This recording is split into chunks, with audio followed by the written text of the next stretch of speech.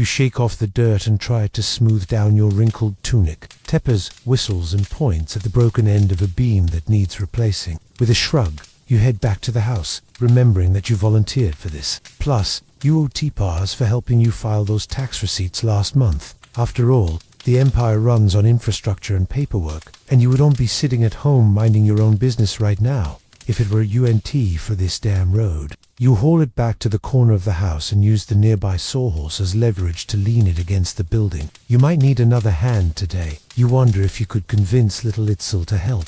Well, maybe after she finishes weaving the next batch of chinampas. You mumble to yourself. She's got the patience of a saint. Besides, you've got plenty of time before sunset. You set to work hammering away at the rough edges with a hefty stone tool. Once the length is right, you pass it to Tipas, who checks the angle, grunts, and gives you a solemn nod. All right, you say, I think I'll visit the floating gardens while I wait for you to finish up here. It's supposed to be a scorcher today. He grins, revealing a mouthful of teeth, worn smooth by years of tortillas and hard work. Go ahead and tell Itzel. The market stalls are just starting to open up by the time you reach the network of floating gardens. These artificial islands, built atop the canals and connected by narrow bridges, are bursting with flowers, vegetables, herbs, and trees. A family of 4 paddles by in a canoe, plucking a ripe tomato from the water as they pass. You watch them go, wondering if your wife would like a juicy fruit salad tonight. Maybe you'll pick some up yourself. You wander along the bank until you find Itzel and your friend Toto, squatting next to a young tree and talking in hushed tones. You ask, how's the planting going? Itzel looks up, then hides the seedling behind her back. We're almost done with the first row. Ta-ta, this tree will bear such delicious fruit, you won't believe it. You wink at her and tease. Oh, you mean like the ones that grow in the underworld? Can't wait. She throws a handful of dirt at you and heads back to her task. Toto giggles and says, don't worry, Uncle. I'll help plant the rest. We can water them together later. You grin.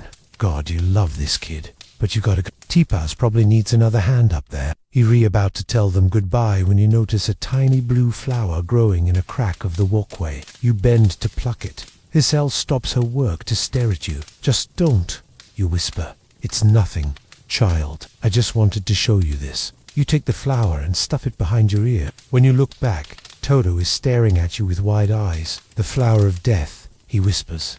But how? You see, in addition to being an adorable agriculture prodigy, Toto also has a budding interest in herbalism. He loves hearing his uncle talk about the medicinal properties of various plants and flowers. But this is one of the few he hasn't learned about yet. You play along with a wink and say, well, it's complicated. Let S. Just say that this flower is one of nature's ways of telling you it S. Time for bed. A very deep sleep.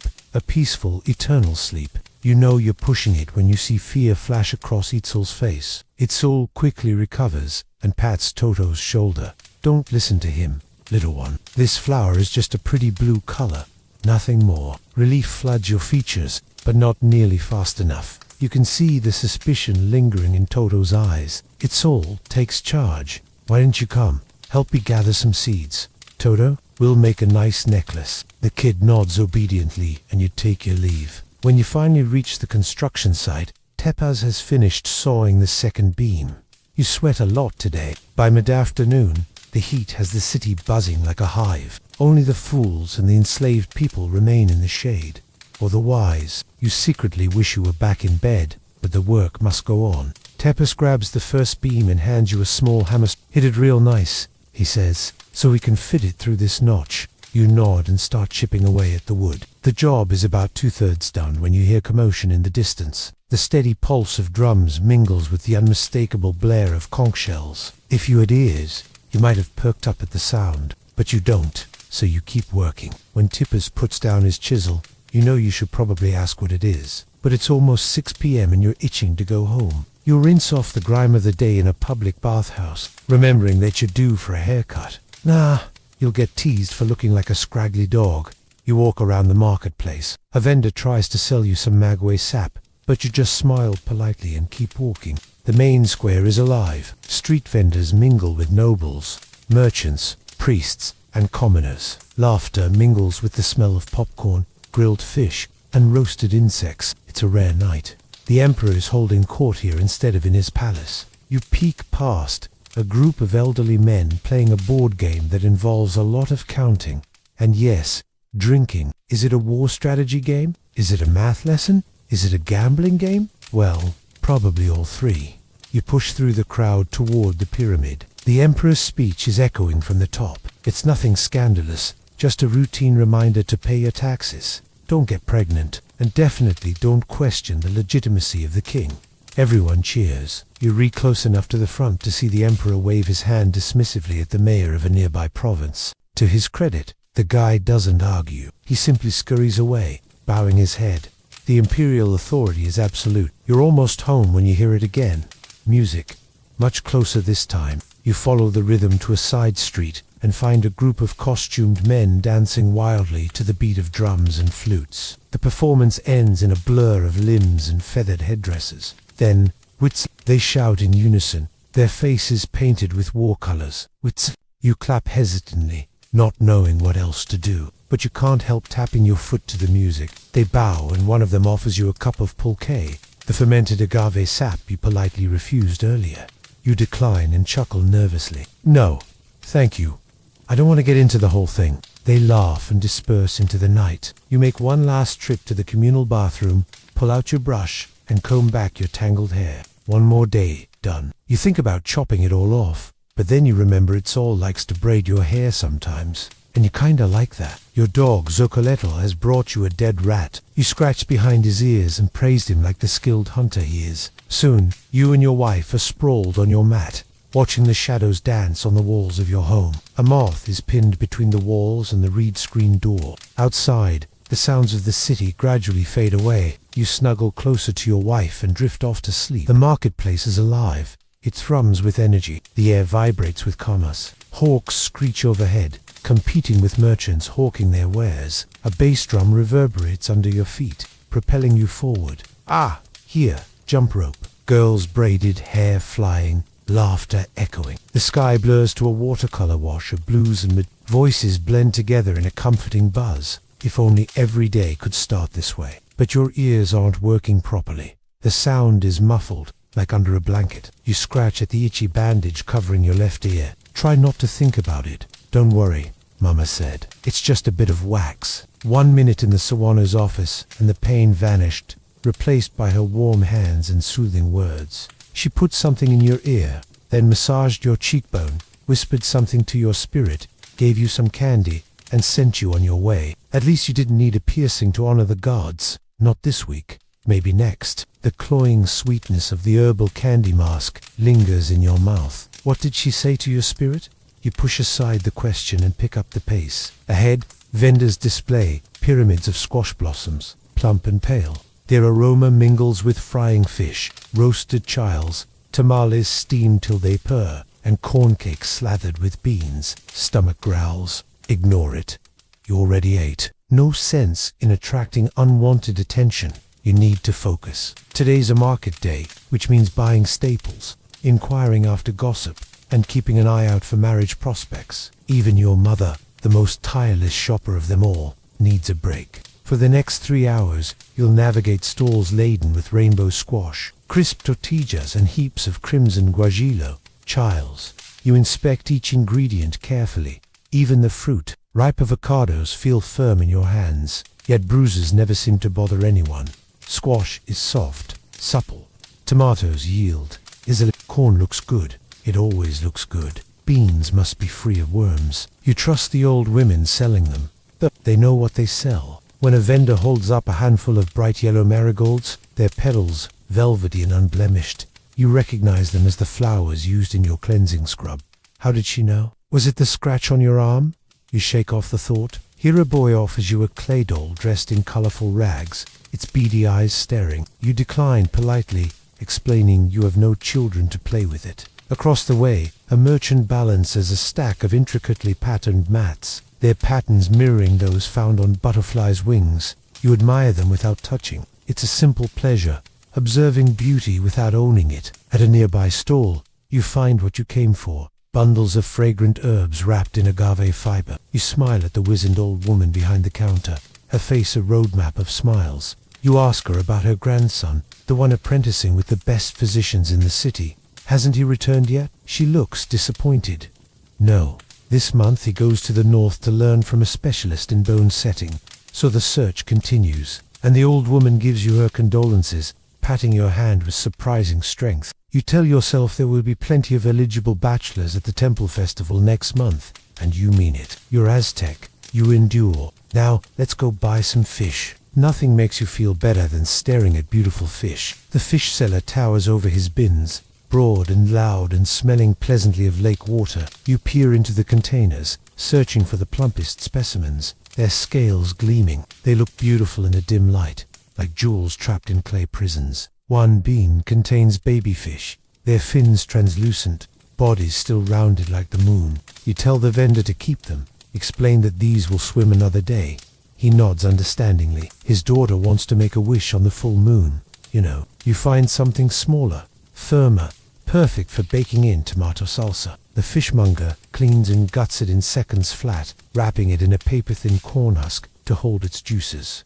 You thank him. He grins, showing teeth as white as the inner flesh of a papaya. In the distance, a drummer beats a slow tattoo on his hide drum. You glance at the sliver of fish in your hand, remembering your childhood. Your father carried you on his hip, swaying slowly to the beat. The memory is a dream caught in amber. You shiver and step away. You don't want to attract attention. Fish secured, you return home, and the second part of your day begins. First, chores, then work. Simple enough, right? Like anything, it's the details that kill you. Pulling weeds, tending the fig tree, coaxing flowers to bloom. Every petal, every leaf, every drop of water counts. But you don't mind. When the midday sun beats down, you retreat indoors. Time for weaving. You take your place beside the other women. Baskets of yarn before you, looms creaking rhythmically as fingers fly. The air hums with their voices, spinning tales of faraway lands, of children, lovers, and clever foxes. You weave along, letting their stories wash over you, warming you like the sun, anchoring you to this place, to your life. The rhythmic slap of the shuttle propelling the tapestry forward brings you peace. You are making beauty, creating order from chaos, just like the gods. When you look up, the sun has dipped lower, casting long shadows. It's time to stop. You stretch your stiff fingers, marveling at the strip of fabric you've completed.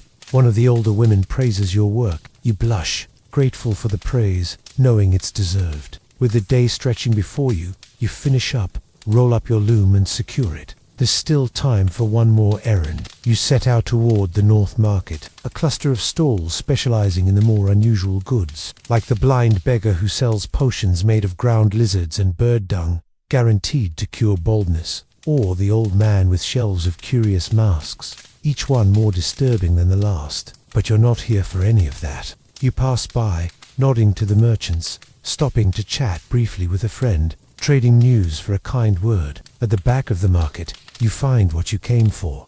A single house, its roof painted the color of ripening maize, the walls adorned with murals depicting ancient battles and gods. It's humble, yet grand, like the hero returning home after slaying monsters and winning the princess. You enter, greeted by the scent of copal incense and herbs. The room's dim, lit by flickering candles, casting dancing shadows on the walls. Bundles of herbs hang from the ceiling, their fragrance mingling with the quiet murmur of prayers. You kneel on a reed mat before the figure in the center, your feet sinking into a thick carpet. The shaman, his face half hidden in a quilted cotton mask, murmurs incantations, his eyes focused on you, seeing not your body, but your very soul. He places his hands on your head, and for a moment, time ceases to exist. In his touch, you feel all of creation, all of existence. You experience joy, sorrow, fear, love, all of it at once, and yet nothing. He pulls away, his eyes now clear, and hands you a bundle of herbs.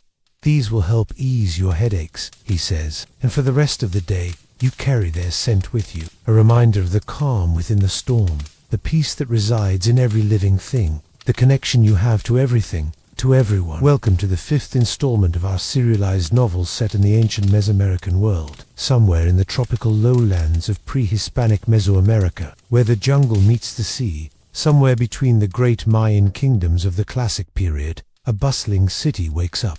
The rooftop feels alive beneath your feet, warm clay tiles softening under the morning sun, swaying vines climbing over the ledge, and in the center, a reed mat dotted with bowls, leaves, and suspiciously curious aunts. This is breakfast, not just eating, a ritual.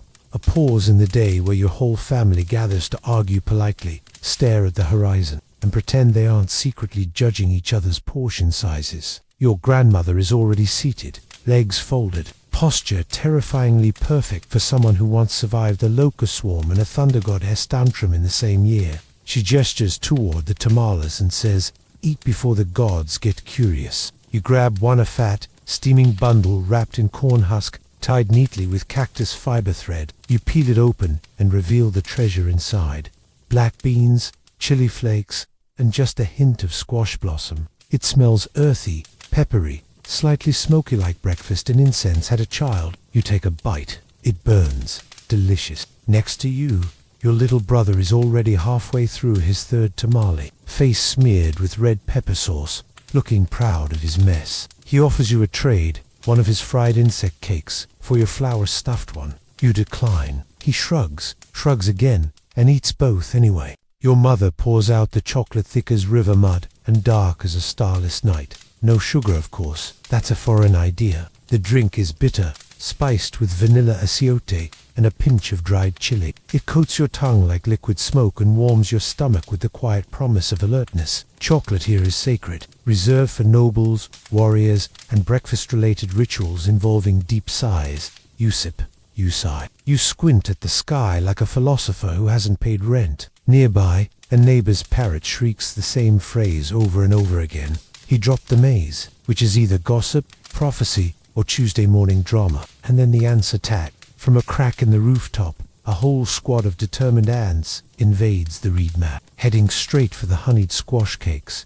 You panic, not because of the ants, but because there are only 2 cakes left, and your cousin has already noticed. With the speed of a jaguar priest during tax season, you snatch one and bite into it. It's soft, sweet, slightly crunchy from toasted amaranth seeds, and possibly includes a tiny ant. You decide not to think about it. Your grandmother chuckles. In my day, she says, aunts were breakfast. You smile and nod. You have no doubt. As the food dwindles, conversation turns to the day ahead. Your mother reminds you to stop by the market to exchange some of yesterday's leftover mushrooms for fresh chili oil. Your cousin insists that today's lunar phase is perfect for trading, but terrible for fishing. Your grandmother quietly mutters about an omen she saw in the tortilla smoke this morning, something about a feathered goat. No one asks for details. You finish your drink and lean back, hands behind your head, staring at the sky. A single quetzal bird glides overhead, feathers shimmering in green and gold. It lands briefly on the chimney before vanishing into the city mist. Your little brother burps, wipes his mouth with his sleeve, and whispers, "Did you hear? Someone saw a giant jaguar down by the temple steps last night." You raise an eyebrow. Real jaguar or priest in costume again? He shrugs. Both. Somewhere down below, a drumbeat begins. Rhythmic, steady, a heartbeat rising from the stone plaza. It's the market's signal, 3 long thumps, and 1 short thumb-like. The city itself waking up, stretching, and announcing, yes, it's time to go sell things and argue over the price of frogs again. You gather the leftover food, wrap it in a palm leaf, and hand it to your aunt, who mutters something about feeding the earth spirits before they start chewing on her cabbages. As you prepare to head downstairs, your grandmother stops you. She ties a tiny woven amulet around your wrist, a dried bean painted with jaguar spots, strung on a strip of dyed cotton. Protection, she says. Or maybe just fashion. Hard to tell. You descend the ladder, step into your sandals, and head toward the canal. The whole city smells different now. Warmed tortillas, cooked cactus, and the smoky temps of chili drifting from every open window. You'll cross the small wooden footbridge into the next neighborhood, passing under strings of drying maize and clay wind chimes that tinkle gently in the morning breeze. A street musician plays the ocarina, shaped like a turtle, the notes hollow and soft, like the city's own lullaby playing backward. A group of women sit in a semicircle by the water, weaving reeds into baskets. One of them shouts, "Where are you going with that cursed mushroom?" You'll hold it up and grin. To trade it for something worse. They laugh. One throws a leaf at you.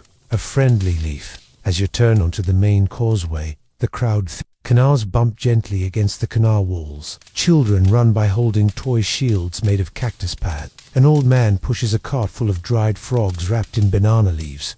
One slips out and lands with a thump. No one flinches. You pass a stall selling obsidian mirrors, where a young woman glares at her reflection as if daring it to talk back. Across from her, a vendor is roasting grasshoppers on a clay griddle, flipping them with a stick carved into the shape of a tongue. You stop at the edge of the square, adjust your satchel, and take one last look at the sky. The sun is higher now. Its light dances across the surface of the lake and reflects off the Templo Mayor like the city itself is ablaze. Your morning is over. The real day is about to begin. And somewhere out there, someone's definitely trying to sell you a cursed frog. Thank you so much for watching, and we'll see you next time. It's a quiet day in the city of Tenoch. The canals are glassy, the markets are calm, and the nobles are mostly hiding in their palaces, plotting various ways to ruin everyone else's life. It's the perfect time for exploration, unless you're looking for trouble. So let's say you're in the wrong place at the wrong time. You feel the rumble before you see it. The earth itself seems to cough up something unpleasant. Then you glimpse it. A procession of men hauling a large, flat slab of rock toward the central temple complex. Someone shouts, "Make way for the talking rock." You step off the path to avoid being crushed.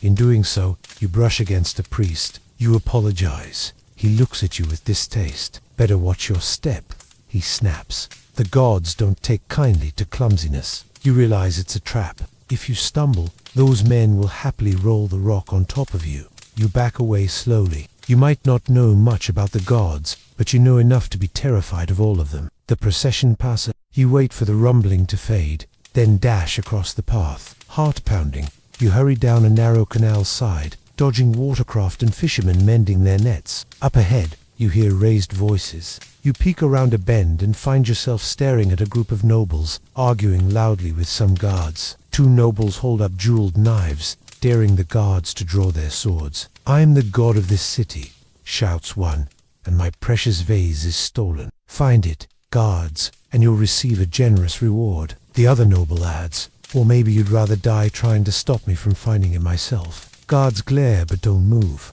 One nervously strokes the feathered serpent pattern on his shield. Finders keepers. The first noble snarls and strolls away with his companion. The guards sigh and disperse. You hide behind a pillar, wondering how much a vase means to a god. So many things are stolen in this city, from precious metals to entire temples. How could this one vase be so important? You must know more. You follow discreetly, and once you're sure you aren't being followed yourself, you slip into an open doorway. You find yourself in a vast chamber decorated with murals of the city's founding. 4 figures emerge from the lake, carrying the first seeds of civilization. The room feels strangely peaceful. You glance around for an exit, but you can't find one. Are you trapped? What now? You need a distraction, and then you spot it. A small pile of stones in a far corner. You quickly fashion mini figures out of the stones and arrange them in front of the mural. One holds a flower, another cradles a baby, the third beats a drum, and the fourth, for no apparent reason, wears sandals on its hands. You don't know where they came from, but you feel compelled to move them. You do, and the mural shimmers, revealing a hidden door behind the new figures. You step through, leaving the watchful eyes of the gods behind. You've just escaped the clutches of fate, but your journey isn't over yet. Now you find yourself in a huge cave. Dozens of macaws squawk and preen on ornate perches, and a few agapornis parrots stare at you curiously. Suddenly, 2 men burst in, breathless and panicked. "Quick, hide us," one gasps. "The jaguar merchants are here. We owe them money and they want their revenge." The other whispers, "But we have nothing left to trade. Only our voices." You realize they're the bards, famous for singing tales of the great battles in the central plaza. They look at you pleadingly. "We haven't done anything for you," one says, "but we've heard you're brave and cunning. Please, you must help us." The other adds, "If we're turned into jaguar pelts, the stories will die with us." Their plight tugs at your heartstrings, but how can you help them? There's nowhere to hide in this open space, and the jaguar merchants are ruthless. Do you improvise a distraction to escape? Use your knowledge of the city to flee to safety, or just hope the jaguars aren't interested in listening to music? Well, whatever you choose to do, it's probably too late. You hear heavy footsteps approaching. 5 men dressed in jaguar-themed armor stride closer. Their faces are painted with fierce black lines. One carries a makana, a club with a sharp obsidian blade. Another holds a net and a wooden ball. "Where are they?" growls a voice. "The bards. Where have you hidden them?" You freeze. They found you. Now you must act fast. Time is ticking. Will you bribe the merchants, fight them, or play a risky game of cat and mouse? And they found the door. Oh no, they're coming right back. This is it. Time to decide. Okay, maybe you can get out of this situation without losing any body parts. But how? Maybe you could use the natural environment to your advantage. After all, this is an aviary. Look around you. You notice several cages housing smaller birds. Canaries, parakeets, hummingbirds. The merchants wouldn't want to disturb them, would they? You could try to set some of the birds loose and hope that the commotion distracts the merchants long enough for you to hide. Do you try to free the birds? That could work. The merchants aren't known for their compassion, and freeing captive animals could certainly distract them. Plus, it's the right thing to do. But maybe there's another way out. Oh, hello. There's also that big cage at the center of the room, the one with the colorful macaws screeching inside. Maybe if you climbed in, the merchants wouldn't think to look there. Could you get yourself locked in a cage with a bunch of angry birds? Well, that's up to you, because I can't decide for you. Ooh, and the clock's ticking. Did you pick the birds? Try the cage? Come on, please pick one. Why are you still here? Please pick one. You've made your choice, and it's time to put your plan into action. Whether you freed the smaller birds or braved the macaws, you've bought yourself some time, and now you can flee through the garden. The merchants are distracted and won't catch up to you. You find yourself on a busy street, dodging vendors and pedestrians as you run. Soon you reach the relative safety of your home, where you collapse from exhaustion. The bard you helped finds you and thanks you profusely. "The jaguars are relentless," he says. "I fear they'll stop at nothing to reclaim us. Without your help, we'd be lost." His companion adds, "Tell us, what can we do for you in return? You have our eternal gratitude, but we can offer more if you wish." He opens a small bag, revealing an assortment of shiny You could take the jewels, the gold pendant, or the miniature flute carved from bone. They're all yours. Which will you choose? And do you want to hear the rest of the bard's story? Well, you're going to have to wait until next time to find out what happens next, because this episode is over. This game is based on a real game played in an indigenous language in Mexico. Let's play. Welcome to the first episode of Bargain Quest. You've never meant to insult the chili vendor, but somehow, when you said this batch smells like a tired serpent, it didn't land as the compliment you intended. Now Yuri's standing face to face with a very old woman whose eyebrows could write letters of complaint by themselves. She, S, holding a dried chili like it, S a whipping and staring at you with the intensity of someone who S buried at least 3 husbands and didn't he particularly miss any of them. You smile nervously. She narrows her eyes. You add, "It's a wise serpent, with excellent seasoning." Too late. She leans in and whispers something in Nahuatl just under her breath. You don't catch the words, but suddenly your neck itches. A bird screams in the distance, and 3 nearby merchants take one subtle step away from you. Yup, you've been lightly cursed. This is the risk of bargaining in the marketplace. It's part economy, part theater, part gladiator match with herbs and guilt trips. You breathe out slowly, regroup, and turn toward the next stall. This one is run by a man with exactly 5 teeth, and a tattoo of the rain god on his forehead, which blinks when he frowns. He's selling dried lizards, obsidian combs, and something in a jar that looks suspiciously like regret in brine. You point at a bundle of chili oil wrapped in palm leaf. He names his price 10 cacao beans. You scoff. He gasps, as if you just insulted his ancestors and their ancestors. You say, 5 beans, and I throw in a joke.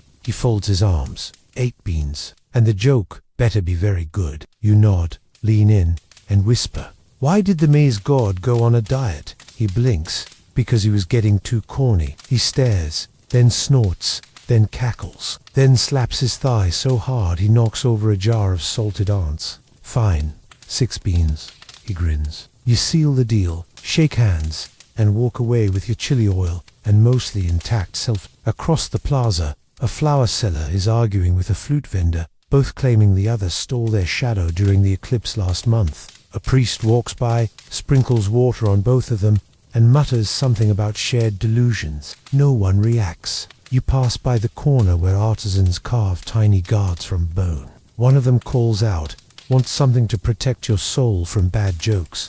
You shout back, "Too late." They laugh. You laugh. Even the bird in the cage above you chuckles or maybe coughs. Hard to tell. He paused near a stall selling herbal remedies. A woman with a braid down to her waist holds up a bundle of leaves and says, "This one cures bad dreams, and this one helps with bad family." You ask, "What do you have for people who are extremely average?" She nods solemnly, pulls out a pouch, and says, "This one's full of potential disappointment." You buy it immediately. You don't know why. It just feels right. Behind her stall, a shaman in training is giving a dramatic reading of someone's future using turtle bones and crushed avocado seeds. He says something about unexpected rain, mild betrayal, and possible toe cramps. The crowd applauds. You sit briefly on the edge of the fountain in the center of the square. Its water glistens with flower petals, coin offerings, and something that might be a very tiny eel. A woman sits next to you with a basket of painted gourds. She says, "You've got that face." You ask, "Which one?" She says, "The face of someone who didn't sleep enough and might get married accidentally today." You nod. Fair. As you stand to leave, the chilly woman reappears. She walks up slowly, dramatically, like a storm cloud in a shawl. "Everyone watches," she says. I reconsidered. You brace yourself. Then she thrusts a small pouch into your hand-dried chilies, the good kind, the ones that burn twice and make you see visions of your ancestors cheering. "No charge," she says. "But next time, bring me a better joke." You nod. You bow. You run, but gracefully. Back at your own corner, you relay your mat and show your cousin what you've collected. He frowns. "You paid how much for the disappointment pouch?" You shrugged. "It came with free toe cramps." He accepts this. The sun shifts lower. The market's energy dips into that familiar late afternoon buskoma. But stranger, somewhere nearby, someone's arguing about the ethics of trading frogs for dreams. A small child offers you a single cacao bean and asks, "Can you tell me what the moon wants?" You respond, "Company."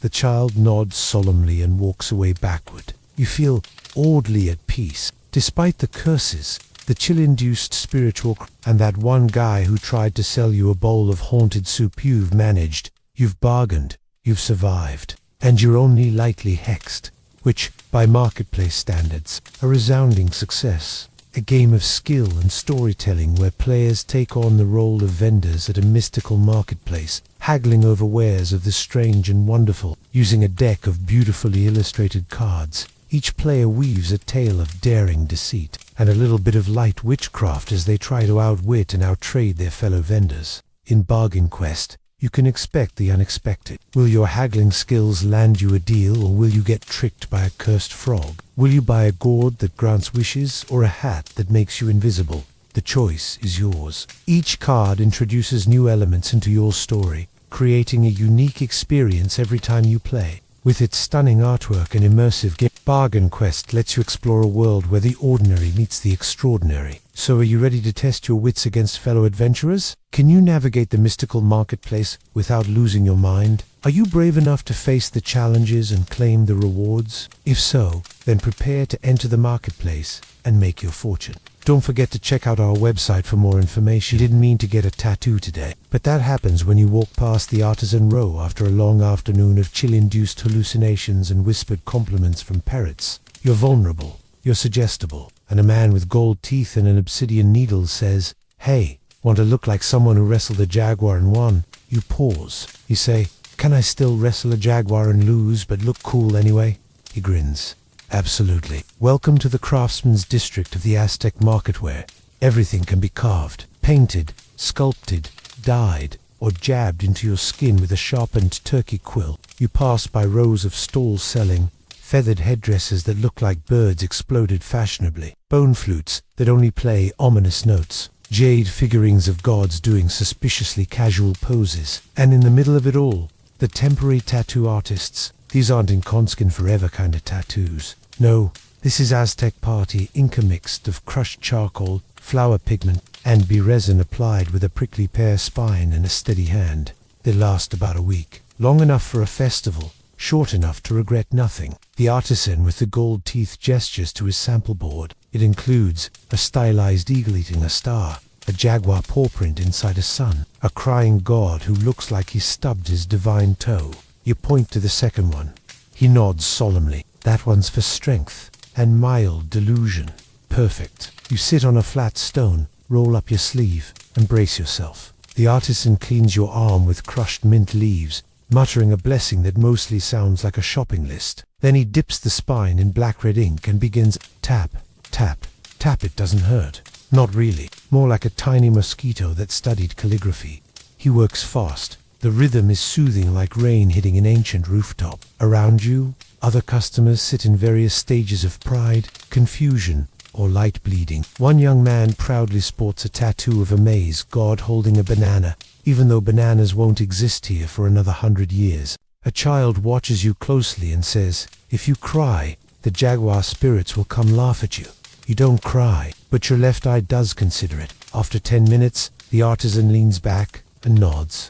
Done. You look down. The jaguar sun stares up from your bicep, bold and bright, lines crisp, the ink still glistening. It smells faintly of cacao and lemon leaves, as if even your skin knows this is temporary power. He wraps your arm in soft bark cloth, tied with a strip of dyed cotton. Don't scratch it, he warns, or you'll end up cursed with dreams about shouting lizards.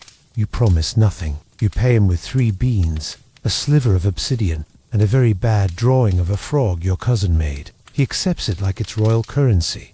You don't ask. Nearby, your cousin is trying to commission a miniature sculpture of himself. He says to the carver, "Make me look wise." The carver squints. "That'll cost extra." You stroll down the row, passing a potter shaping a clay censer into the form of a dancing wind god. Every time he presses his thumb into the clay, he hums a note. By the end, it sounds like a lullaby made from thunder and soup. Further along, a woman carves tiny masks from walnut shell halves. She offers you one shaped like a dog's face with tongue out. You wear it for a moment. You feel braver. A group of dye artists invites you to try your hand at painting with crushed beetles and fermented flower pulp. You paint a circle. They nod. You've captured the essence of uncertainty. A nearby weaver beckons you to sit and watch as she threads blue and red cotton into a cloak designed to mimic a waterfall. Her fingers move so fast they blur. You ask how long it takes. She says 6 weeks. You ask if she gets bored. She looks at you like you just asked the moon if it ever gets tired of being majestic. In the corner of the district, a man sells jewelry made from shell, bone, and volcanic glass. He offers you a pendant carved into the shape of a sleeping owl. For dreams, he says, and for when you want to remember something but not too clearly. You trade a dried gourd and a small lie about your age for it. It feels cool in your hand, heavy with maybe wit. As the sun slips lower in the sky, the craftsmen begin to pack up. You watch them, fold cloth like it's part of a ritual, blow on their flutes as if to tuck them in, hum to their paint jars, then seal them with wax. Your cousin returns, triumphant, holding a carved figure of himself riding a jaguar made of corn. You tell him it's beautiful. He believes you. You check your arm again. The tattoo's still there, shimmering slightly. You feel stronger, or at least tattooed stronger, which is enough. As you turn to leave the artisan quarter, someone calls out, "Come back during the full moon. We'll be sculpting regrets from obsidian." You shout back, "I already have one of those." You both laugh. Your feet ache. Your back is sun-warm. Your arms smell like flower resin, and your soul feels exactly 5% braver than it did this morning. You leave the district with a whistle, a pendant, a painted walnut mask, and a jaguar on your arm. And for a moment, walking through the dusky square, lit by fire torches and cooking smoke, you feel like you might just wrestle that jaguar after all. The end. The old man beside me lets out a whistle. He doesn't speak Spanish, but his eyes are crinkling and he keeps tapping me with his elbow. The traditional Mayan loincloth I bought for a souvenir from the market is too big for me, and it is getting caught on my legs every time I step. The rhythm of the drums. Oh, I get it now. It's like the earth itself is breathing, slow, low. Like the city itself just remembered its heartbeat. Then faster until you feel like someone's rattling a thunderstorm inside a canoe. The rhythm seeps into your skin. It finds your lungs. It tells your legs, quite rudely, that they're not done yet. Ahead of me, A small crowd is forming, and by small, you mean several hundred people with feathers in their hair, painted faces, and the subtle energy of we might chant something at any moment, and you're not allowed to leave. I should go home. I meant to go home. I said out loud, even I will go home now. But then someone said, flower procession, and my feet just forgot how to leave. The spring ritual of offering only happens once a season, and it's not technically mandatory, unless of course you make eye contact with one of the dancers, which I just did. Twice. Now I'm in it. Before I can protest, someone places a crown of marigolds on my head. It smells like sunshine and quiet warnings. A young girl paints a spiral on my cheek using red clay and whispers, "Now you can't lie to the gods." I smile nervously. That's fine. I barely lie to people. I'm handed a bundle of flowers, marigold, cacao blossom, and something that looks suspiciously like decorative lettuce. I'm told to walk in the line. I'm told to chant, if I can. I'm told very specifically not to trip. The procession begins. It moves slowly through the city streets, winding past canals glowing with torchlight, altars hung with feathers, and watchful statues of the rain god, whose eyes always seem a little too understanding. I march with dozens of others, each person balancing their own flower bundle like it's a sacred truth. The drummers lead the way bare-chested, eyes closed, hitting their instruments like they're punishing time itself. Behind them, flute players, conky blowers, and one very out-of-breath boy with a rattle shaped like a turtle. Somewhere in the middle, I am starting to lose track of my name. People are chanting, words I don't know, but somehow understand. It's not about the meaning, it's about the sound. Like the syllables know me better than my neighbors do. We pass a shrine of the corn goddess. People toss flower petals, whisper wishes, and one man kneels dramatically as though he's auditioning for a tragedy. I consider kneeling. I decide standing is already hard enough. Suddenly, the dancing begins. A priestess in a skirt of rattles and feathers steps forward, lifts her arms, and makes a wide circle with her hips that could probably summon rain if she tried hard enough. Then everyone else joins in, including me. There's no time to prepare, no warm-up, no permission. It's like my body forgets it's made of bones and decisions. I sway left, then right a turn, then turn back because I realize I am now facing a turkey vendor who is not part of the ritual. I mimic the steps of the dancer ahead of me, an old man who moves like smoke with knees made of determination and extremely good sandals. My feet begin to hurt. My arms begin to burn. I realize this is going to last a while. People begin singing, high-pitched, nasal, unwavering, a caland response between the crowd and the sky. I try to join in. I hit one correct note. A woman next to me nods approvingly. That's the note the maze likes. I don't know what that means, but I beam with pride. As the dance winds on, the sun begins to fall behind the mountains, painting the sky with streaks of gold and violet. The torches are lit, casting dancing shadows across the plaza. The drums shift now, pounding like footsteps from the underworld. At some point, I am spun in a circle by two laughing strangers. Someone places a wreath on my neck. A child hands me a petal and says, "This one's for remembering your dreams." I'm dizzy, sweaty, slightly unsure of my name, and completely enchanted. Then, just as my legs are preparing a formal complaint, the crowd slows. The flowers are raised in unison. The chant stops. Silence. For a moment, even the air seems to hold its breath. A priest steps forward, face painted in black and gold. He speaks slow, clear note. I only catch some of the words, but they land like echoes from a cave. We give back what was never ours. We thank the sky for the burden of light. We remind the gods we're still here. Then the flowers are thrown. 1,000 petals rain down like colorful promises. They land in hair, on faces, in open hands. A few catch fire gently in the torchlight and vanish before they hit the ground. I stand in the middle of it, all neck-wreathed, face painted, still holding one stubborn mat. I look up. A single eagle glides across the dimming sky. No one points. No one needs to.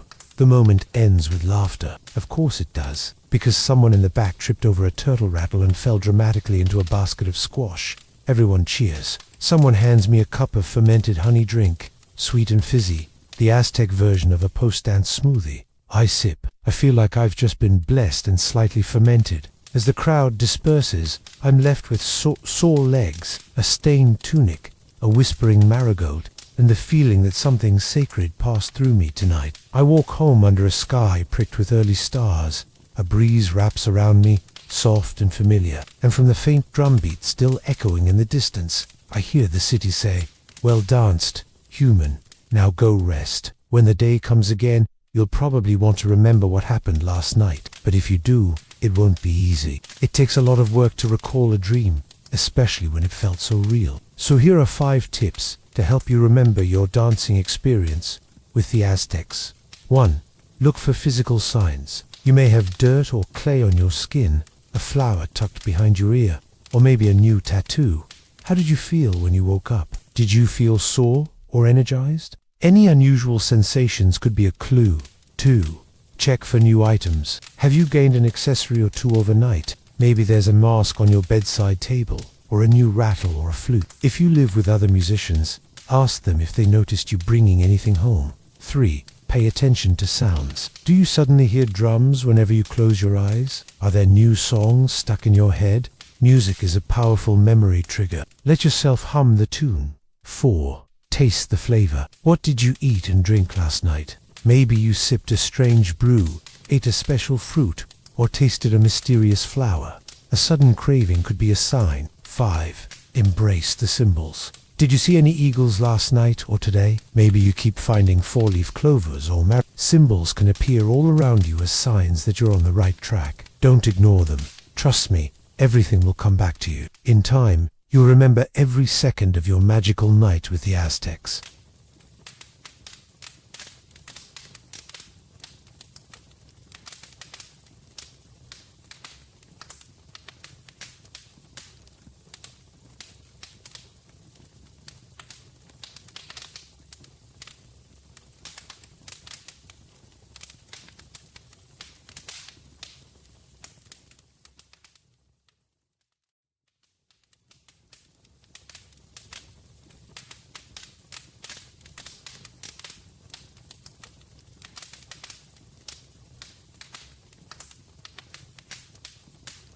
As you begin to drift off, you hear one last thing. Your cousin muttering, "The bats know everything." Then, "I'm gonna marry one." Then, silence. You don't argue. You just let the weight of food and night and flower crowns pull you towards sleep, wrapped in the gentle lullaby of torchlight crackle, distant flute notes, and one last gecko sneeze. Now, while that may be a fictional portrayal of an evening in the Aztec Empire, it does touch upon several real aspects of their culture, beliefs, and daily lives. So let's take a deeper look.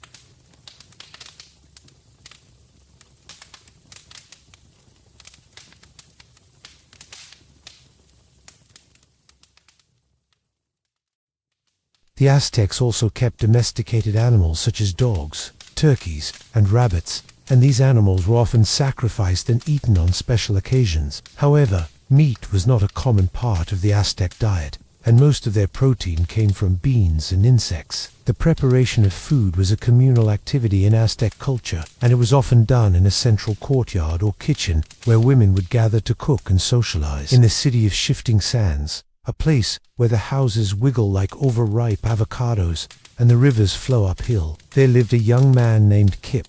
Kip was no ordinary lad, no siree.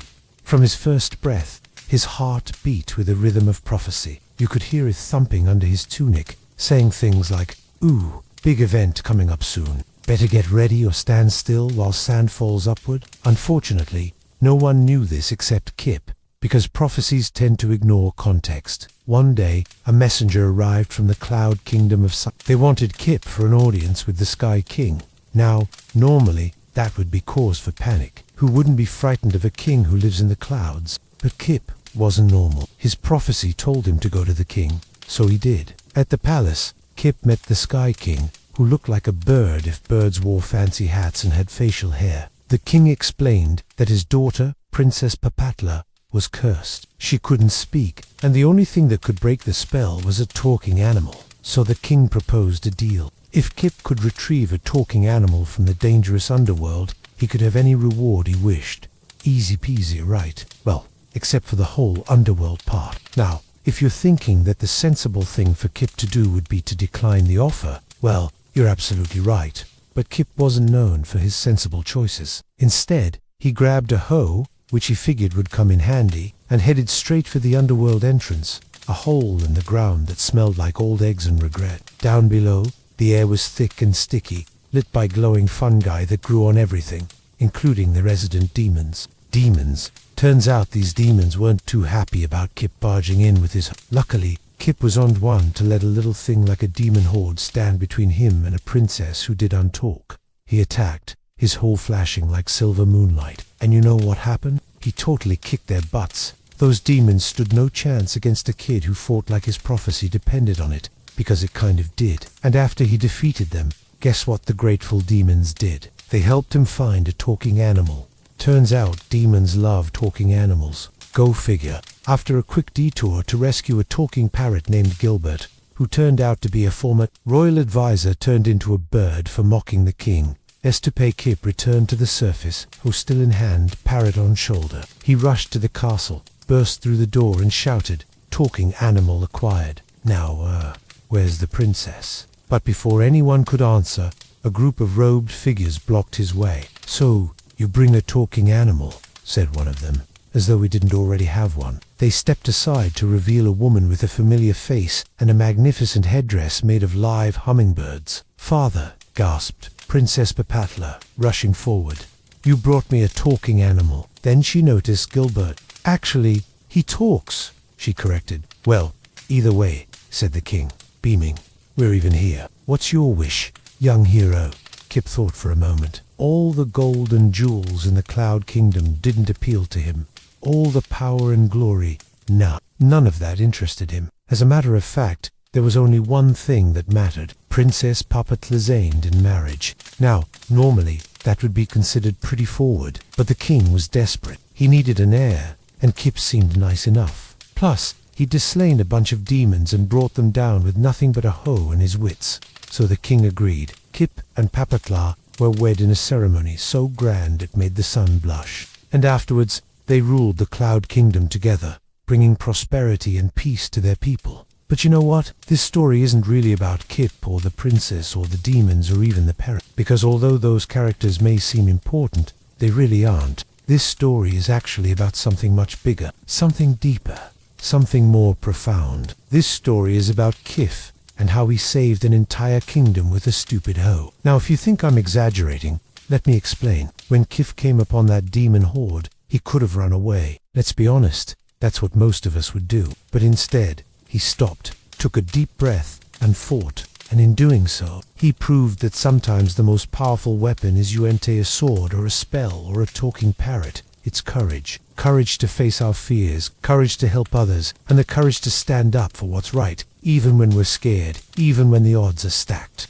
against us, and especially when we're just a kid with a hoe. So remember, no matter how tough things get, no matter how many times you feel like giving up, and no matter how badly you want to crawl into a hole and die, remember Kip, the kid who saved a kingdom with a hoe. Thank you for watching. If you enjoyed this episode, please consider supporting the channel. You know it's going to be a weird day when your mother wakes you up with a whisper. Get dressed. We're going to visit the dead. Not metaphorically, not dramatically, literally. You blink the sleep from your eyes. The shawl from yesterday still clings to you like it wants one more nap. The morning air is cool, heavy with the scent of damp earth, burnt copal resin, and a faint note of don't ask questions yet. Today is Miquitli, the Day of the Dead in the middle of the dry season. Not the huge sugar skull festival you might be imagining. No, this is the quiet version. The one the living share with the dead in whispers and footsteps and offerings of roasted beans and awkward apologies. You pull on your cleanest tunic white, with faded blue thread at the collar, and follow your family out of the courtyard as the sky turns soft pink.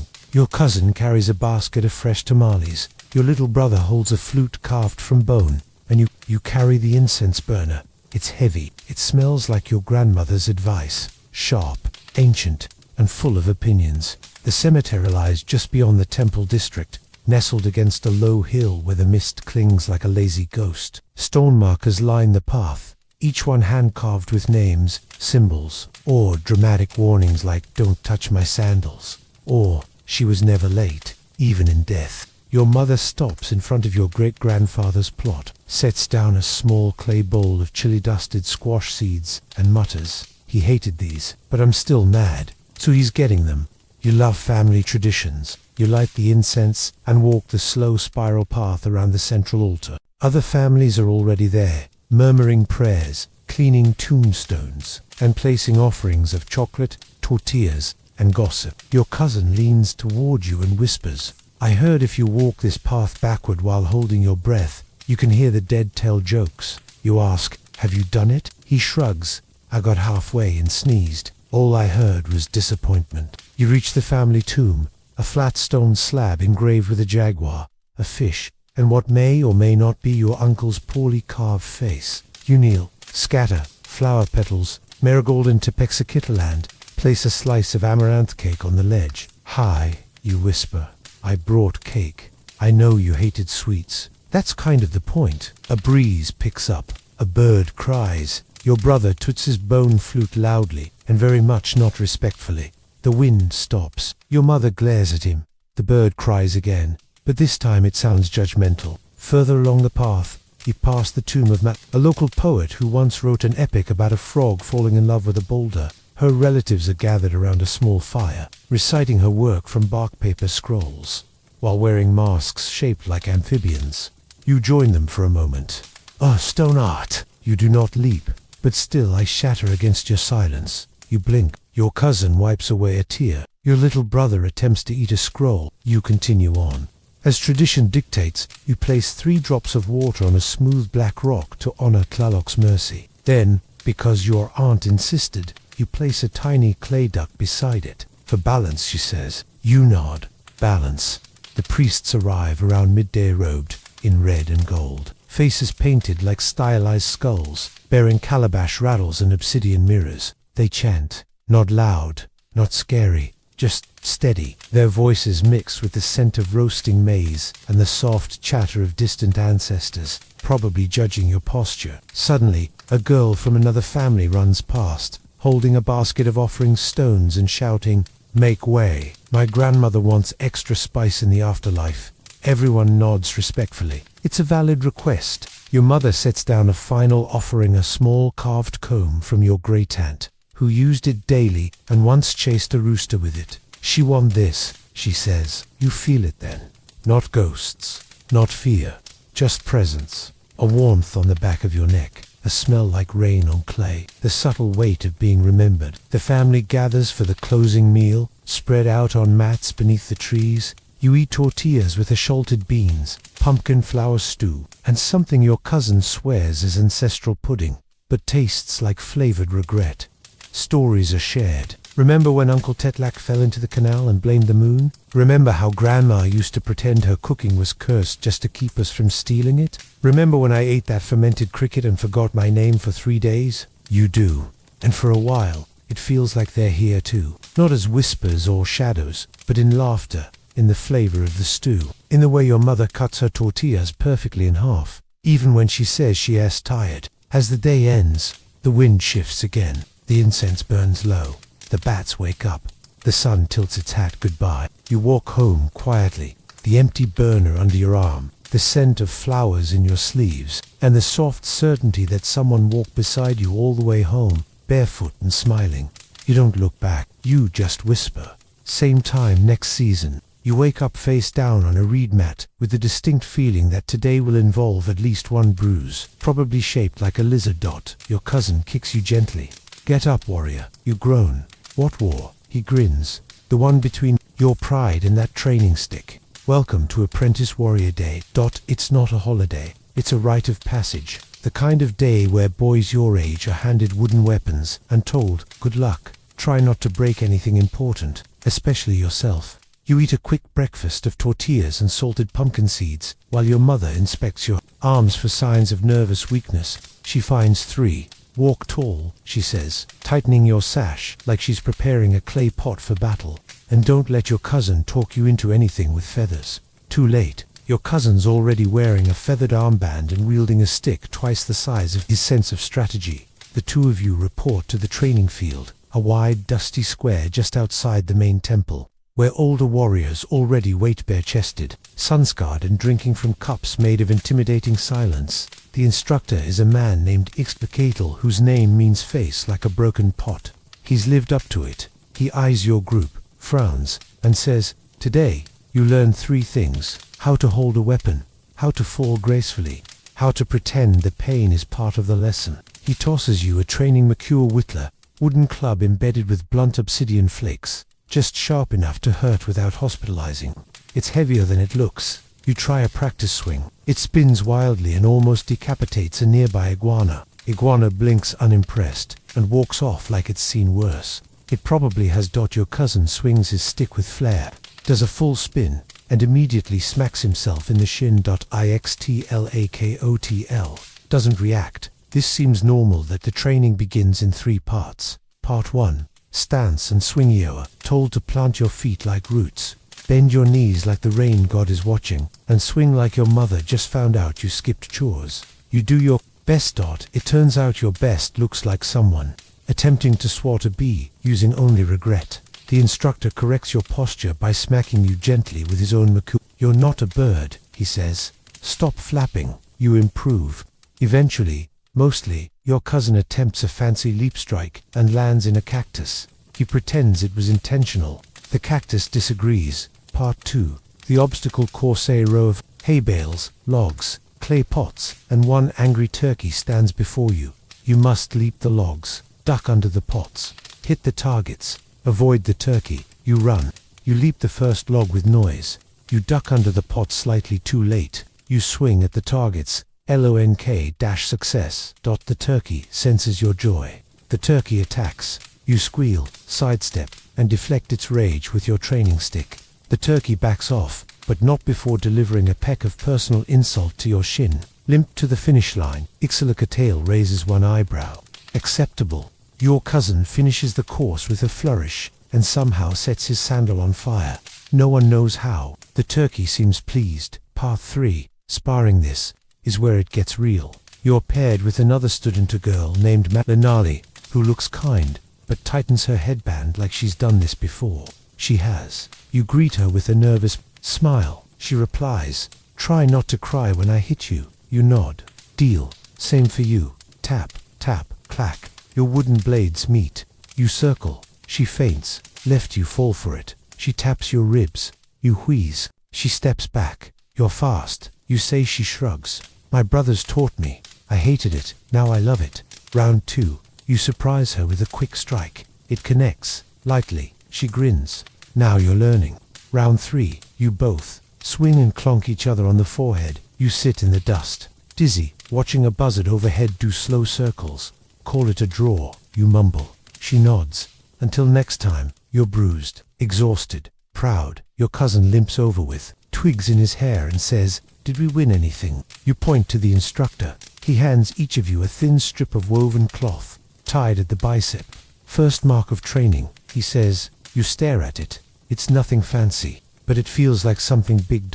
Like the first thread in a larger story. Back at home, your grandmother inspects your bruises. She hums with approval. "You're still upright," she says. "Good. That's warrior material." Your mother hands you a bowl of cold water for your hands and a chunk of sweet cactus jelly. You lean back on your mat as the sun dips behind the temple. The sky glows, the air cools, and your cousin whispers, "Tomorrow, I'm gonna beat the turkey." You whisper, "I believe in you." Because honestly, the turkey might be a god in disguise. You're still sore from yesterday's warrior training when someone shakes your shoulder and says the 5 most suspicious words in any language. "Put on your shoes. It's time." You blink. Time for what? Your cousin grins like a man who's both proud and confused. For ball game tryouts, obviously. You groan into your palm. Is this the one where the ball is heavy, the rules are vague, and people occasionally die? He nods. Don't worry, you're not important enough to be sacrificed. Encouraging. Welcome to Tlachtli, the sacred Mesoamerican ball game where honor, strength, teamwork, and gravity all go to war. It's not a casual kickabout in the courtyard, no. This is a ritual sport, half religion, half street fight, and entirely sweaty. The ball court is massive, an eye-shaped stone arena nestled between two temples, with vertical walls for bouncing and an energy that screams, someone's going to lose a sandal today. The ball, made of solid rubber, about the size of a pumpkin, and heavy enough to bruise pride, egos, and the occasional tailbone. You are handed a loincloth, a padded belt, and what appears to be elbow armor made from tortoise shell.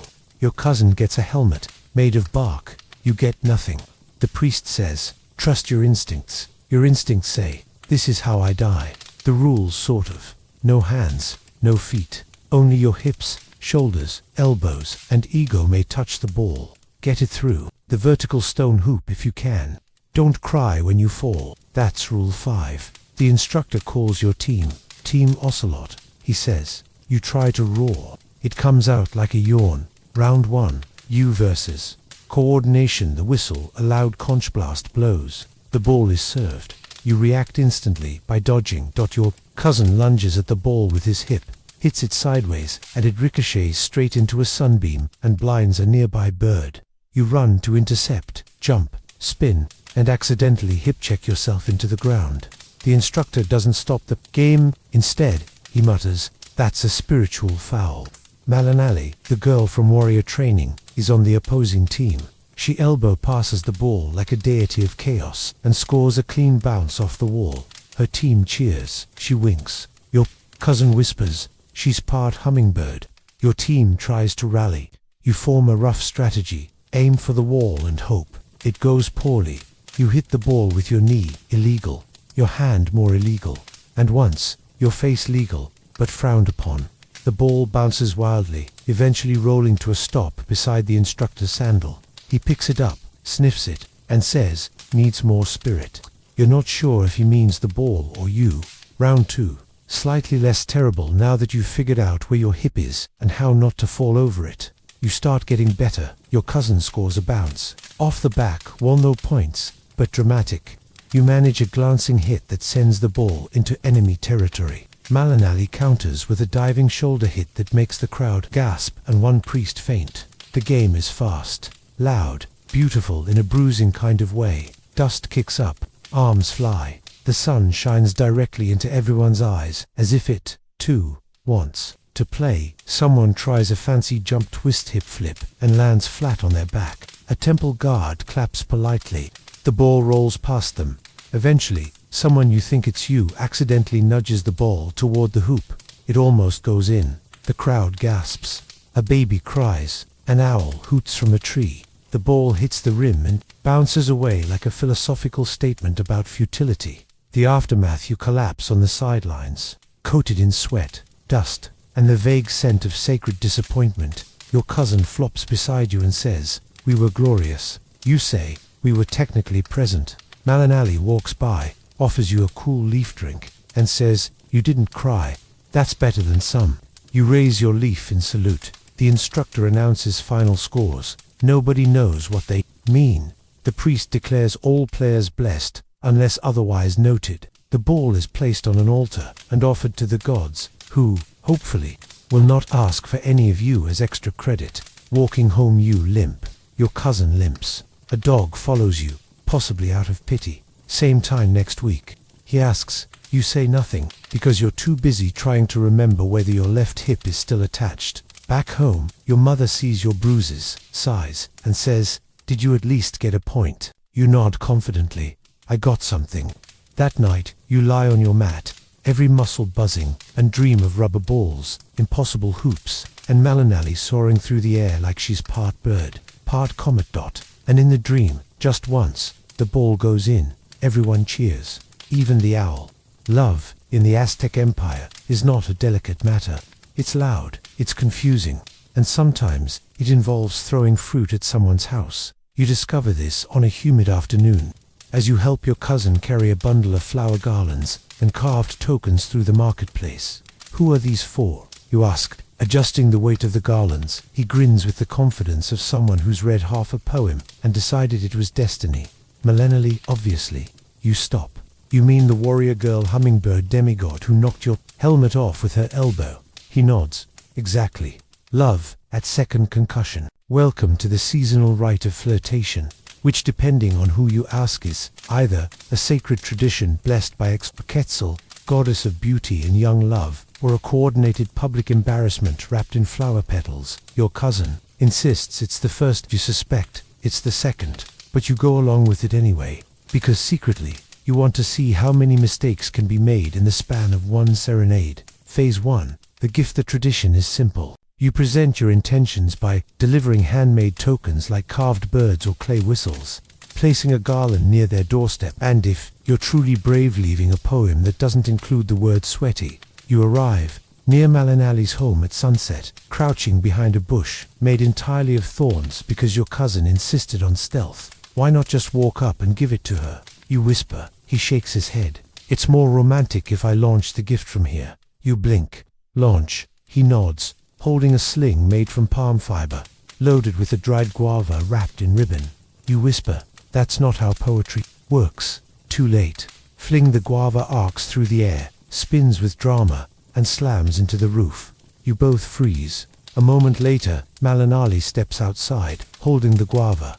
She looks at it, then up at the bush, then directly at both of you. Cousin panics. She saw us. You wanted her to see us. Yes, but not looking disappointed. Phase 2. The curse of friendship. You slink away in defeat, hiding behind a tamale cart until night falls. You sit there in silence until a familiar voice behind you says, "She liked the guava." You both spin around. It's Malinali. She also liked the poem, she adds, holding out a piece of bark paper, except the part about the moon sweating. That's weird. Your cousin blushes. Then she says, "But you've broken a rule." You both frown. What rule? Malinali points dramatically toward the hills. You involved your friend. That means your friend must also declare his intentions to someone. You gape. Wait, what? No, I'm not. This isn't too late. Malinali pulls a small pouch from her belt and spills out a handful of fur-covered frogs that you both lean in. Are those frogs? Fuzzy, your cousin whispers. She nods. Yes, sacred frogs. Their behavior will decide your romantic fate. One frog hops in a circle and sneezes. Another climbs your sandal and refuses to leave. A third tries to eat the poem. She watches, solemnly. Well, she says, looks like your friend is cursed with undecided love. He must play the game of hearts tomorrow, or he'll keep attracting frogs. You look down. 3 frogs are now cuddling your ankle. Fantastic. Phase 3. The game of hearts. The next morning, you are dragged to the field of eligible youths. This is real. It's a ceremonial game played once a season, where those cursed by ambiguous affection must endure a series of challenges to earn clarity. You're handed a wooden flower baton, a ceremonial heart-shaped mask, and a scroll with the words, "Try not to trip in front of your crush."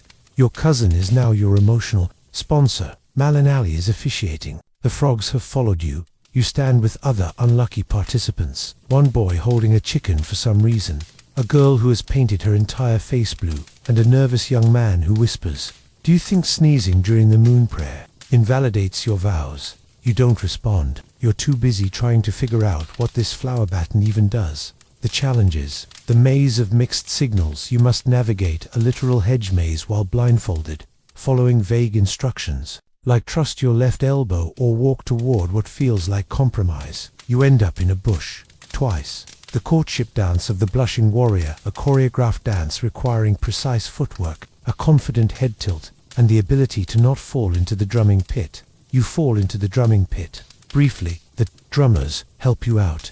The final question, you are handed a leaf and asked, describe love using only smells and one bird.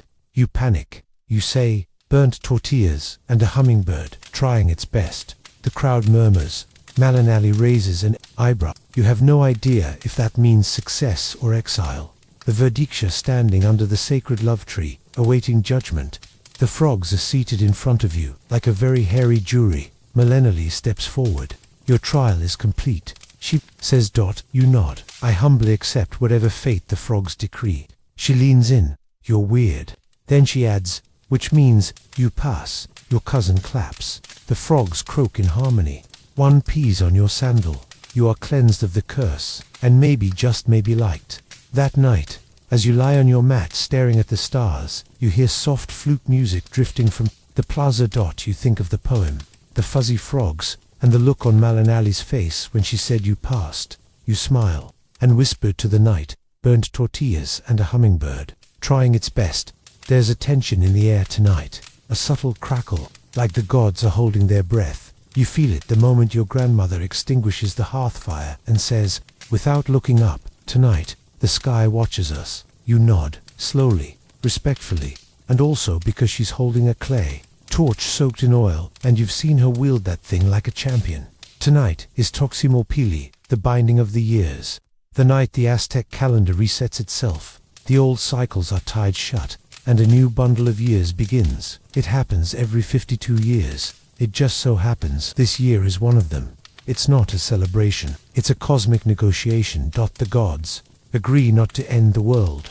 In exchange, the people agree to get very, very solemn, and also slightly flammable. The ritual of the flame. Your entire neighborhood has put out every single fire. No torches, cooking flames, no tiny incense sticks lit in secret by romantics trying to look mysterious. Everything is dark, cold, quiet. You can hear your cousin breathing next to you, or possibly panicking. Do you think the gods will renew the world? He whispers. You shrug. Probably. We're adorable. Your mother shushes you both as the priests arrive, robed in black, faces painted with charcoal spirals, holding torches that are not yet lit. A conch shell blows from the top of the temple. The sound rumbles through your bones like thunder, trying not to spill anything. The crowd parts. A high priest steps forward, holding a sacred vessel carved with jaguar claws, hummingbirds and stars. Inside it, the first flame waiting to be reborn. No one breathes. The priest raises the vessel. He chants. The stars overhead seem sharper than usual, as if the sky itself is nervous. Your cousin clutches your elbow. What if it doesn't light? You whisper back. Then we panic. A single spark snap leaps from a fire drill, kindled with wood taken from the mountain of destiny. Whatever that means. The flame flickers. It catches. It lives. The priest holds it aloft and shouts, "The gods accept our offering." The crowd erupts in the most polite cheer imaginable. Silent hands raised, tears shed, backs patted in relief.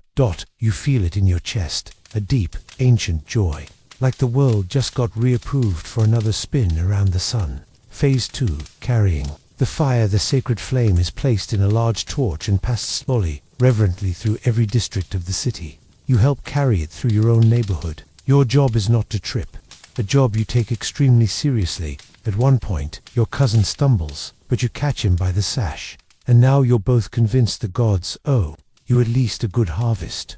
Each home relights its hearth with a spark from the sacred flame. Your mother rekindles the kitchen fire with a whispered prayer and a small, satisfied hum. Then comes the best part, the chocolate bowlers part of the renewal. Families make a special cacao drink, dark, rich, whipped into foam, spiced with chili, and sometimes honey, if you've been good. Tonight, you've definitely earned honey. Your grandmother hands you a painted ceramic bowl, steam rising from the surface like divine gossip. You sip. It's hot, it's bitter, it's perfect. You taste the firelight, the panic of almost losing the world, and a surprising note of avocado.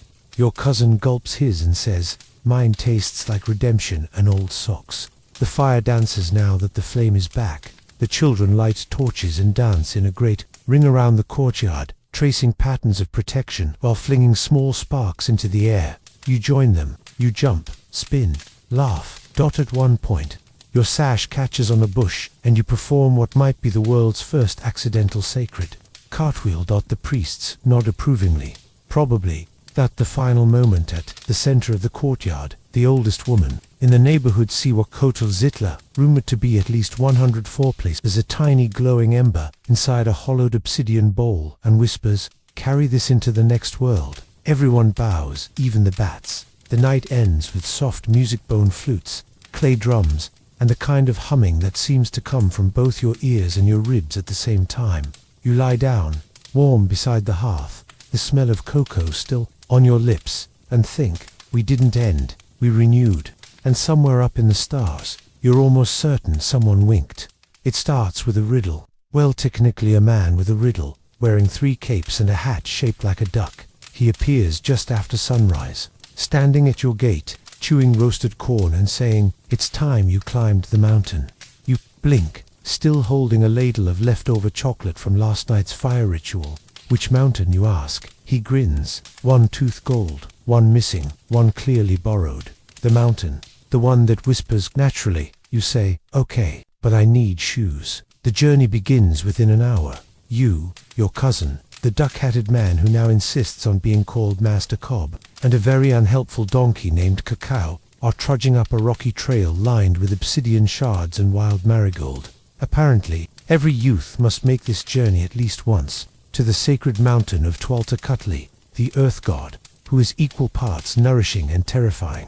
Locals say that atop the mountain sits a cave of prophecy, where echoes predict destinies, and birds judge your hairstyle silently. The path is steep. Your cousin insists on carrying a ceremonial flute. You carry snacks. Master Cobb carries only a staff, a pouch of prophetic popcorn, and a level of enthusiasm best described as delirious optimism. Stage 1. The talking bush. Halfway up, you pass a shimmering bush covered in bright red berries. It rustles. You pause. It whispers, "Take only what you need, or be itchy forever." Your cousin scoffs. "It's a plant. It can't curse us." He picks a handful of berries. You wait. 30 seconds later, he begins scratching. Everywhere you leave 3 beans as an apology. The bush rustles. Approvingly. Stage 2. The test of silence. Further up, Master Cobb announces, "This stretch must be walked in total silence." The mountain listens for nonsense. You nod solemnly. Your cousin sneezes and accidentally yells, "Sorry." The wind howls. A rock rolls ominously. Master Cobb raises one eyebrow. "Keep going," he says. "But if the cave gives you a weird fortune, blame the sneeze." You march on. Stage 3. The cave of prophesied last. You reach it. A wide-mouthed cave, ringed in feathers, bones, and ancient paintings of deer doing suspiciously human activities, including math. Closing parenthesis. Inside, total darkness, also the sound of gentle murmuring, as if the mountain is half asleep and gossiping. You enter. Master Cobb lights a tiny popcorn fire, a mix of burning herbs and corn kernels that explode like divine punctuation. "Ask your question," he says, tossing a kernel into the fire. Your cousin goes first. "Will I become a warrior?" Pop, pop, pop. Long pause. Then a strange blue smoke rises and curls into the shape of a turkey in a helmet. Your cousin nods. "That tracks." You step forward. You ask, carefully, "What am I supposed to be?" The fire goes silent for a beat, then dash, boomer single. Kernel erupts, glowing red, flying straight into the air and bursting like a spark. The smoke rises into the shape of a frog holding a scroll. You squint. "Does that mean?" Master Cobb hums, "You'll be a keeper of stories." You sit with that. A frog with a scroll. It's strange, but it feels right. The descent the way down is quieter. Your cousin still scratches from the cursed berries. Cacao the donkey refuses to carry anything heavier than a pebble. You hum a little, a tune you don't remember learning. At the foot of the mountain, Master Cobb turns to you and says, "Tell that story someday, all of it, and remember, don't leave out the popcorn." Then he vanishes into the cornfields, like a magician, or someone late for dinner. That night, you lie on your mat. Above you, the stars seem closer than usual. You think of the frog, the scroll, the way the smoke curled like a sentence unfinished, and quietly, just to yourself, you whisper, "Once upon a mountain." You wake to the sound of thunder, not the dramatic end-of-the-world kind. This is petty thunder. Thunder with attitude. Your cousin bursts into the courtyard, holding a soggy baby sock and yelling, "Tlaloc is crying again." You blink, because of the sock. He nods solemnly. "A pair of them was offered this morning, by mistake. The priests are freaking out." You sit up slowly. The air is thick with humidity, and the clouds above are hanging so low they look like they're about to apologize. In the Aztec world, Tlaloc is the rain god, but not just makes flowers grow. Rain. Tlaloc controls the entire ecosystem of wetness. Good rain equals crops grow. Too much rain equals floods. Weird offerings equals he cries for 7 days and makes your walls smell like toads. And today, apparently, someone messed up. Act 1. The sacred sock debacle. You follow your cousin to the temple courtyard, where a group of frantic priests are gathered under a tarp. arguing over a small, striped piece of damp cotton. It was meant to be ceremonial. Maze one cries, "Well, someone brought their laundry," yells another. The high priest, covered in turquoise paint and visibly sweating through his robe, announces. The offering offended Tlaloc's sense of fashion. He mourns, "Now we must fix it." A soft drizzle begins to fall, as if the sky is dramatically eavesdropping. You raise your hand. Is it really because of the socks? The high priest narrows his eyes. Do you want to tell the rain god he looks silly? You do not. Act 2, Operation. Cheer up. Tlaloc plan is formed. The city must create an elaborate apology gift, hold a festival of tears, and present the offering at Tlaloc's hilltop shrine before sunset or risk a month of moody rain, which is bad for both agriculture and hair. You are assigned to gift patrol. Your team includes your cousin who keeps trying to add fruit for color, Melinali, who somehow knows 4 kinds of ceremonial weaving, a quiet kid named Totli, who only speaks in riddles, and an old woman named Aunt Kuzalin, who walks with a cane and keeps muttering, "Tlaloc used to be fun." Your job, assemble a divine apology basket. You gather blue feathers, Tlaloc's favorite color, jade beads, he's into sparkle, a small ceramic frog, traditional, fresh maize, no socks, and, finally, a tiny umbrella made of bark and reeds just in case he has a sense of humor. Totli suggests adding 3 raindrops from a morning leaf. You don't ask how he collects them. He just holds up a jar, already full. Act 3. The Festival of Tears. By afternoon, the entire neighborhood is weeping on purpose. Children are taught to fake cry convincingly. Old men tell stories about lost sandals. The baker sobs into his dough and claims the saltiness improves the flavor. There's music, slow flute songs and sad drum beats. You participate in the wail relay, a contest where each person adds a louder groan than the last. It's oddly fun. Then comes the weeping parade. You march through the streets holding the apology basket, faces painted with blue tear streaks, chanting, "Oh Tlaloc, don't be mad. Your clouds make us happy, not sad." A child accidentally starts a verse about wet goats. The priest corrects them, gently. Act 4. The hilltop apology. You climb the wet steps of Mount Tlaloc, the storm clouds rumbling like a giant pacing at the top. A small shrine shaped like a frog, its mouth open wide. You place the basket inside. Melinali says the words, "O Tlaloc, lover of lakes and drizzles, accept our humble gifts, free of cotton foot things. Smile upon us, or at least stop crying." The wind howls. Thunder rumbles. You all brace. Then nothing. Silence. Stillness. A single sunbeam cracks through the clouds and warms your face. Then a light mist, soft and sweet, falls over the shrine. A rainbow peeks from behind the hills. Totli whispers, "He forgives you." Exhale. Your cousin pulls out one final sock from his tunic and whispers, "Guess I'll burn this one, just in case." That night train still falls, but it's gentle now, rhythmic, comforting. Your family eats a hot dinner while the roof patters like a drummer with good manners. You sip warm atole and think, the gods are dramatic, but fair. Outside, the frogs sing, and high above, the clouds shimmer with blue light, as if the sky is finally smiling again. Tonight, there's no thunder, no fire rituals, no frogs, no screaming about socks. Tonight is 4 stories. And stories, in your village, are best told under the jaguar cloak. You've heard whispers of it since you were small. The old ones gather beneath it when the winds are right. Only the best stories survive its warmth. Never interrupt a tale once the cloak is draped, or your ears will fall off. That last part might be exaggerated, probably, but tonight, you'll find out for yourself. Act 1. The cloak is unfurled. You follow your cousin and Melinali through the winding footpaths, past flickering oil lamps and the smell of roasting maize, toward the house of Bretha, circular hut at the edge of the village. The door is always closed, except once. Every few moons, when the elders open it, the wind settles, and the jaguar cloak is laid down. It's not just a blanket, it's history stitched into fur. A massive, soft, ceremonial quilt made of jaguar skins, obsidian beads, and threads dyed with nightshade and hummingbird feather. The room smells of incense, old wood, and something strangely like wet parchment. Remove your sandals. Step inside. Around the perimeter. 7 elders, each wrapped in their own mantle. One of them gestures. You sit in the center. Melinali whispers, "Tonight is yours." You blink mine. Your cousin elbows you, grinning. They've heard about the frog scroll prophecy. Oh, right. Act 2. The cloak breathes. An elder stands. His voice is dry, like crushed corn husks, but deep as a temple drum. We gather tonight to speak the wind into memory, to catch the moon's sigh in our teeth, and to let one more child carry the story forward.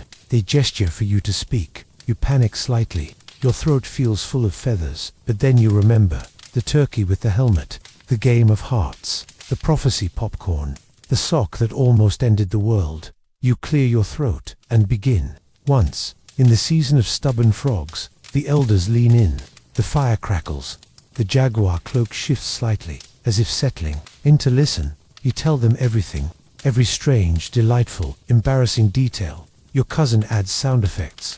Malinali corrects your exaggerations. No, the frog didn't whisper your destiny. It just wouldn't leave your sandal. The elders laugh. One even snorts that as you speak. The walls seem to bend, the air thickens, and the wind outside presses its ear to the hut. One elder hums, repeating your words back in rhythm. Another begins, embellishing with hand gestures, weaving threads in the air. And just like that, the story lives outside your mouth. Act 3. The wind's secret. When the tale ends, the room falls into a perfect hush. The eldest elder, a woman named X, stands. She holds up a tiny woven pouch, marked with a symbol of the wind god, Ikatal.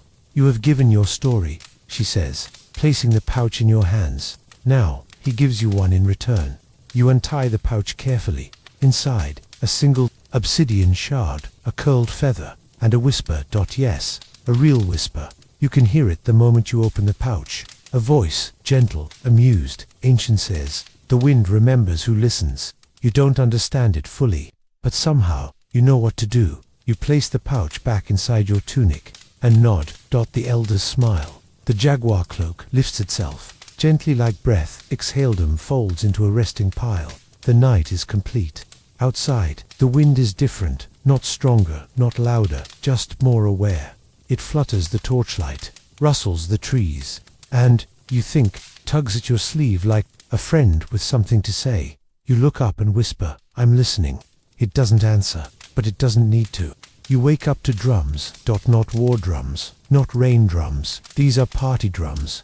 Fast, rhythmic, slightly unhinged. Your cousin bursts in holding a pineapple, carved into a flute, and yells, "It's time for the dry season feast." You sit up slowly. "Didn't we just finish crying over a rain god last week?" He nods.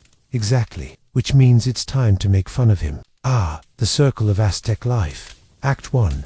The feast with no water in the middle of the dry season.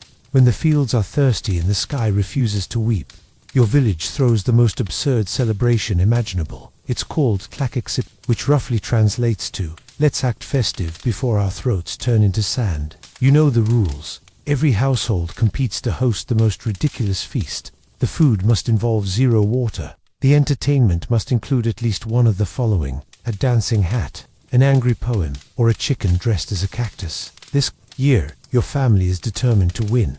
Act 2. Cooking with dust and determination. Your aunt is in the courtyard, wielding 2 giant ladles and yelling instructions at no one in particular. More squash, less realism. I want this stew to taste like confidence. You and your cousin are on ingredient duty. You gather dried beans, cactus petals, salt that might be spiritual, and roasted grasshoppers with tiny ceremonial napkins. Your grandmother contributes her legendary stone cake, so dry it has its own safety warning. Chew slowly.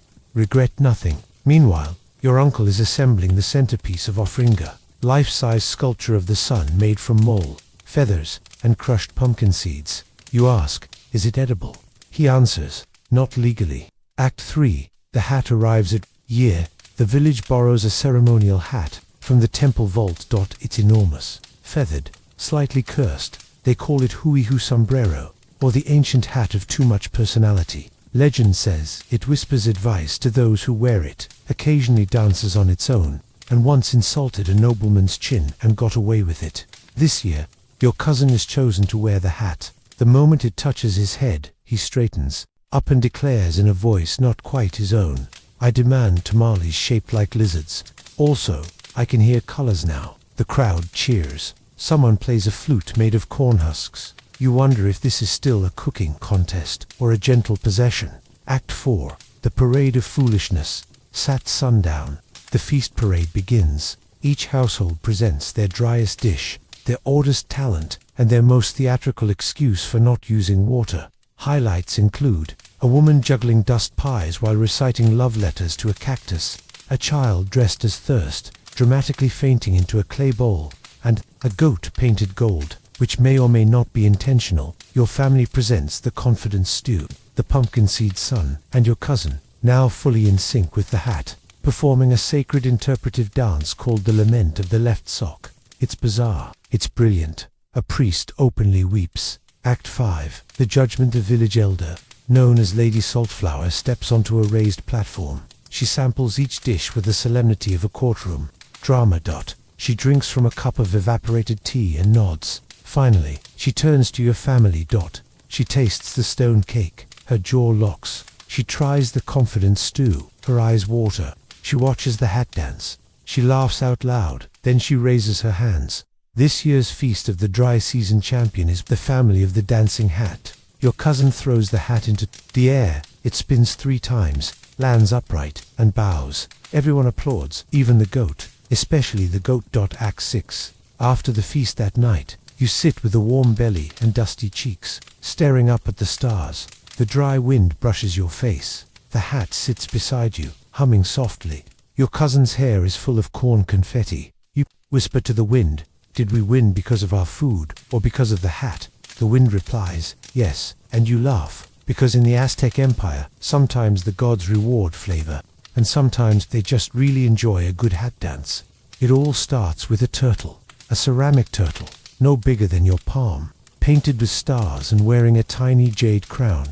You see it sitting proudly on a merchant's mat in the center of the great market at Tlatelolco, glittering like it knows exactly how much trouble it's about to cause. You weren't even supposed to stop here. You were sent to pick up salt and obsidian razors. Simple, but 5 minutes into the market, you're already separated from your cousin, carrying someone else's duck, and somehow bartering with an old man named Chikua, who swears this turtle once belonged to a thunder god's niece. You're pretty sure he's lying. But also, you really want that turtle. Act 1. The market maze. Tlatelolco isn't a market. It's a city made of baskets and shouting. Every stall offers something incredible. Feather fans that cool you emotionally. Painted cacao beans with faces. Perfumed smoke in clay bottles labeled rain scent. And one tent where a woman just whispers, "Secrets for 5 beans." You try to stay focused, but then you hear a voice behind you whisper, "Want to trade that duck for a flute shaped like a screaming flower?" You pause. You shouldn't. You do. The duck waddles off. The flower flute screams once. You move on now. You're duckless lost, and increasingly sure you've wandered into the loop of eternal commerce, where every path leads to a more absurd bargain. Act 2. The turtle deal. You find your way back to Chikua's mat. He's still there, still smiling, still pretending this turtle is somehow divine. You kneel. How much? He replies without blinking. "One memory, a good one." You laugh. He doesn't. You wait. He still doesn't.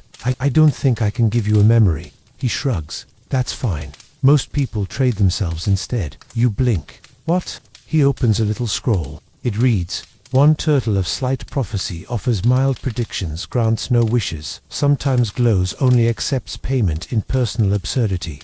You look down. The turtle winks. You slowly stand up. "I'm gonna go find my cousin, too." Late Chikua says. U-turn. The market is different now. Act 3. The bizarre. You walk forward. Suddenly, all the merchants are you. Tiny versions, selling things you forgot. One has your old flute from age 6. Another is shouting the embarrassing story of the time you fell into a maize barrel. One is just selling socks and shame. You spin around. The crowd is whispering, "What's your price? Would you trade your dignity for a nicer nose? How about that one time you cried at a frog?" You run. You duck into a tent made of fog and feathers. Inside, the turtle is waiting. It says, clearly now, "Your life is already full of stories. Don't sell them. Tell them." You blinked it. Did you just talk? It doesn't answer, because you're waking up. Act 4. Not a dream. Unfortunately, you open your eyes lying on a mat under the shade of a woven stall roof. Your cousin is there, holding a duck. You fainted, he says. Too much heat, or too much flower flute. He hands you a gourd of cold atole. You sit up slowly. Was I dreaming? He shrugs. Maybe, but you kept mumbling about turtles and taxes. You check your pouch. Inside is a tiny ceramic turtle. Its crown sparkles faintly. You and your cousin stare at it, then look at each other. I didn't buy that, you say. He leans in. The turtle glows. Just once, then stops. Act 5. Home again, weirdly back home. You place the turtle on your mat. It doesn't speak again. But that night, you dream clearly of stories, of laughter, of a marketplace where nothing costs money, but everything costs meaning. And just before the dream ends, the turtle whispers, "Tell them, the market was strange, but not as strange as you." You laugh in your sleep, because you know, deep down, it's right. You've been summoned, not for punishment, you think, not for chores, you hope, and definitely not for another round of guess which frog is divine. You refuse. No, today you've been called to the temple of Comakak for something older, aider, and slightly more personal. The note delivered to your mat reads, "Today you are to be cleansed, prepared, and brushed with wisdom. Bring your hair and your humility." You look in a mirror, polished gourd. Your hair looks fine, but apparently the gods disagree. Act 1. The sacred hair ceremony. You arrive at the temple just after sunrise, escorted by 2 novices wearing robes made entirely of braided reeds. Inside the hall of combing smells of copal incense, crushed cacao, and something that suspiciously resembles grandmother advice. You're led to a small platform covered in jaguar hide, and seated before a stone basin filled with oils, leaves, and flower petals. A priestess approaches, holding a giant ceremonial comb carved from obsidian and shaped like a serpent. She says nothing. She simply begins to brush your hair. You expect pain. You expect awkward small talk. Instead, you begin to remember. Act 2. Memories in the tangles. With each stroke of the comb, something returns. A memory, a lesson, a secret you forgot you knew. The 3rd comb pull. You remember falling asleep in a canoe during moon season. The 6th. Your grandmother's lullaby returns in full, even the part about sky chickens. The 10th. You remember where you hid that one embarrassing poem. It's still bad. The priestess hums. Not a tune you know, but one you feel. Like wind through maze. Like bedtime. Like warnings wrapped in rhythm. Then, she speaks. Just one sentence. A tangled head is a tangled fate. She taps the comb against your temple. That then holds it out to you. Act 3. The comb speaks. The comb glows faintly, because of course it does. You blink. Is this enchanted? The priestess shrugs. Only if your stories are. You stare at the obsidian teeth. One is chipped. One is curved. One looks vaguely judgmental. Then, a voice. A very soft, slightly nasal voice. "I've seen the insides of your thoughts, and they need organizing." You drop the comb. It bounces once and settles. Beside your sandal, the priestess sighs. It likes to talk. The comb continues. You need fewer dreams about soup, and more focus on destiny. Also, you're terrible at braiding. You hiss. It's rude. It purrs. "I'm old." Act 4.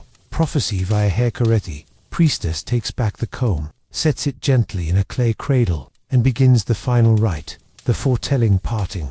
She divides your hair into 3 long sections, each representing your past steps, your current balance, and your path forward. As she braids, she chants. Then she ties the braid off with a tiny feather charm, shaped like a spiral. "It is done," she whispers. "You will soon choose a wrong path, but it will lead you to the right one." You stare at her. That feels concerningly vague. She smirks. "So is the sky, but we still trust it." She presses a scroll into your palm. "Don't open until you're lost." You mutter, "That could be any time after breakfast." She nods. Exactly. Act 5. Home with hair wisdom. You walk home slowly. The breeze tugs at your freshly braided hair. The obsidian comb which you were forced to keep grumbles in your pouch. "I demand oil baths and polite conversation." It mutters. "Also, you dropped me." You reach your mat just as your cousin walks in. He stares. "You got braided, is this? Are you betrothed now?" You toss him a cactus pad. "Don't start." But that night, as you lie beneath a quilt of cool air and starlight, you realize something. Your mind feels clearer, your thoughts quieter, like someone gently comb the dust out of your skull. You run a finger along the braid. It's more than a hairstyle. It's a map, and the journey is about to get weird again. You smile, because weird is kind of your thing now. You wake up, starving, not a normal hungry, not even a forgot dinner, and chased a goat all evening hungry. This is cosmic hunger, primordial emptiness, the kind of stomach growl that could unravel a civilization. And you're not even the one who's hungry. No dash today. The gods forgot breakfast. Specifically, Tonashu, the sun god, the golden engine of warmth, time, and occasional pettiness, has not eaten.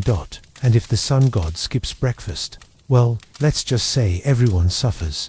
Act 1. The sky looks cranky. The moment you step outside, you feel it. The sun is out, but not in its usual good morning, little May's child way. No. Today, the sun is hovering low, its rays kind of sulking, and the light has a weird orange tint, like it's been filtered through a bad mood. Birds aren't chirping, people are whispering, even the frogs seem nervous. A priest runs by holding a bowl of squash and shouting he didn't like the omelette.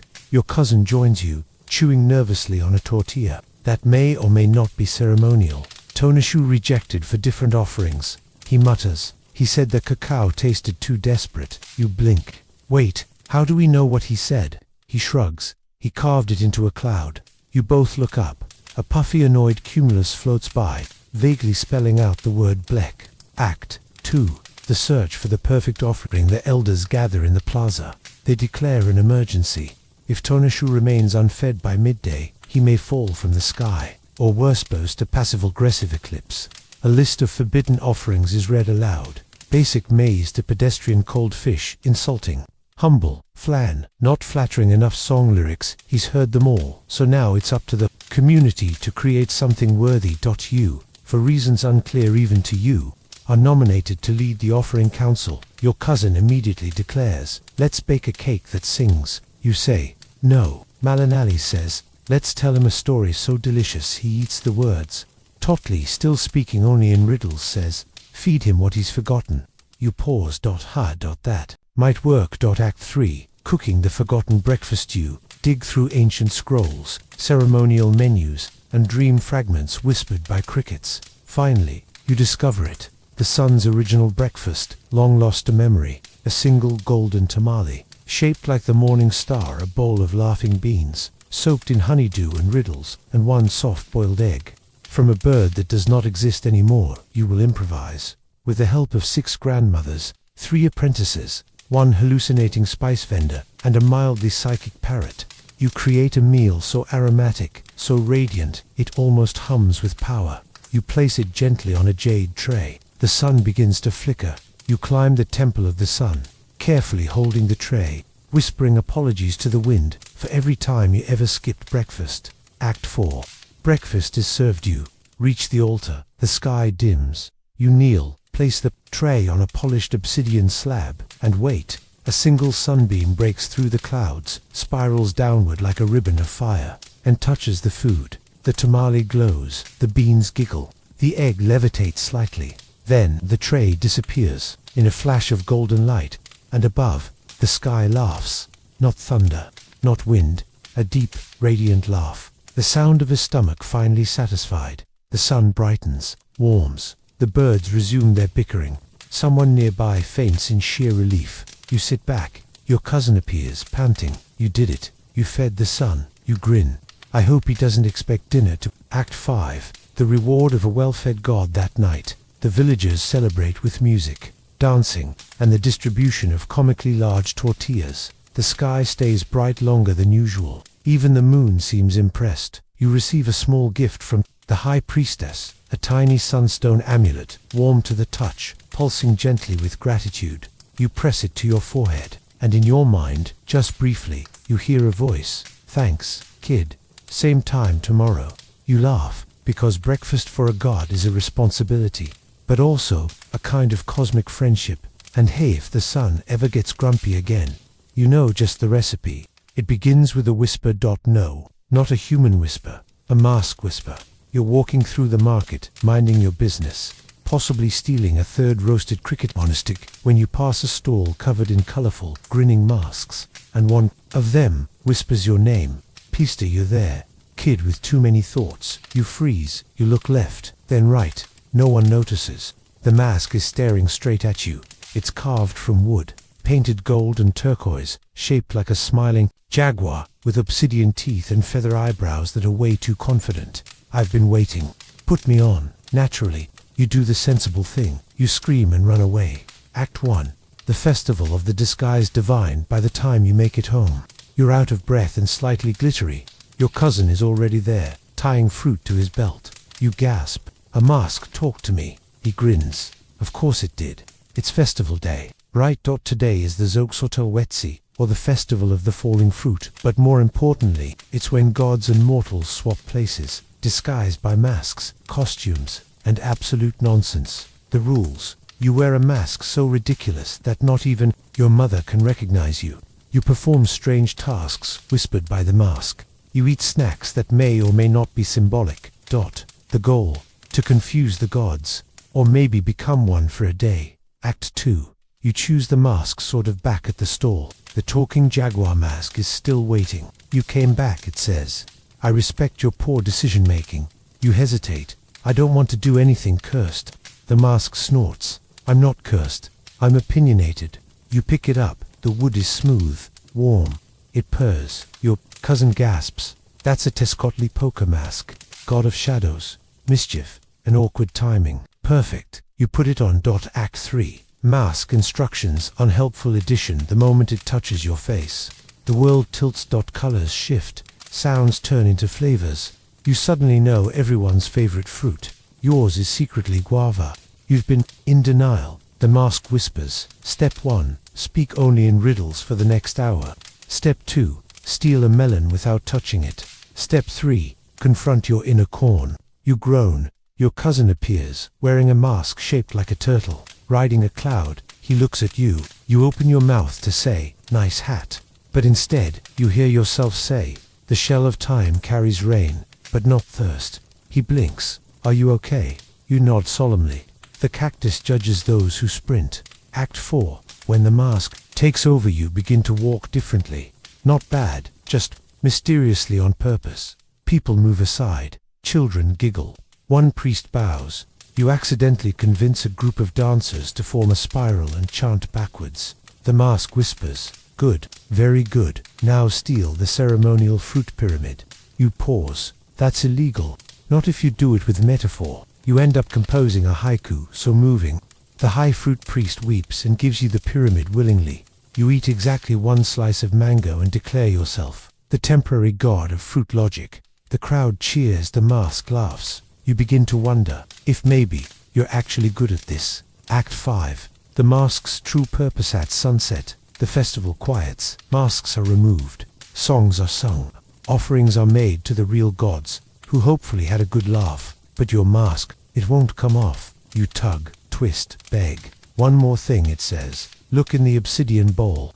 At the center of the plaza is a bowl of still black water, reflecting the sky. You lean over it and see yourself, not with feathers or fruit, belts. Just you.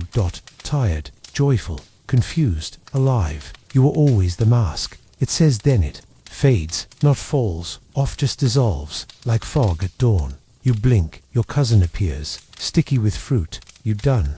You nod, a little lighter, a little wiser, and you're in a corn, still not confronted. But maybe, next year, you're being sent on a mission. Not for war, not for glory, but for love. Not even your love, your cousin's. He's fallen head over sandals for someone named Yalitza, a girl who apparently walks like she owns the wind, laughs like a rain god in spring, and once kicked a jaguar by accident and survived. Your cousin is smitten, hopelessly. Hopelessly.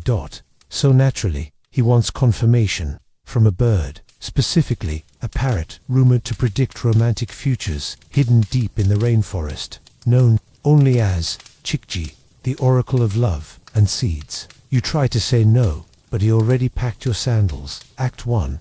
Into the jungle. With regret, the path to Chikji is muddy, vine-wrapped, and filled with things that hiss politely.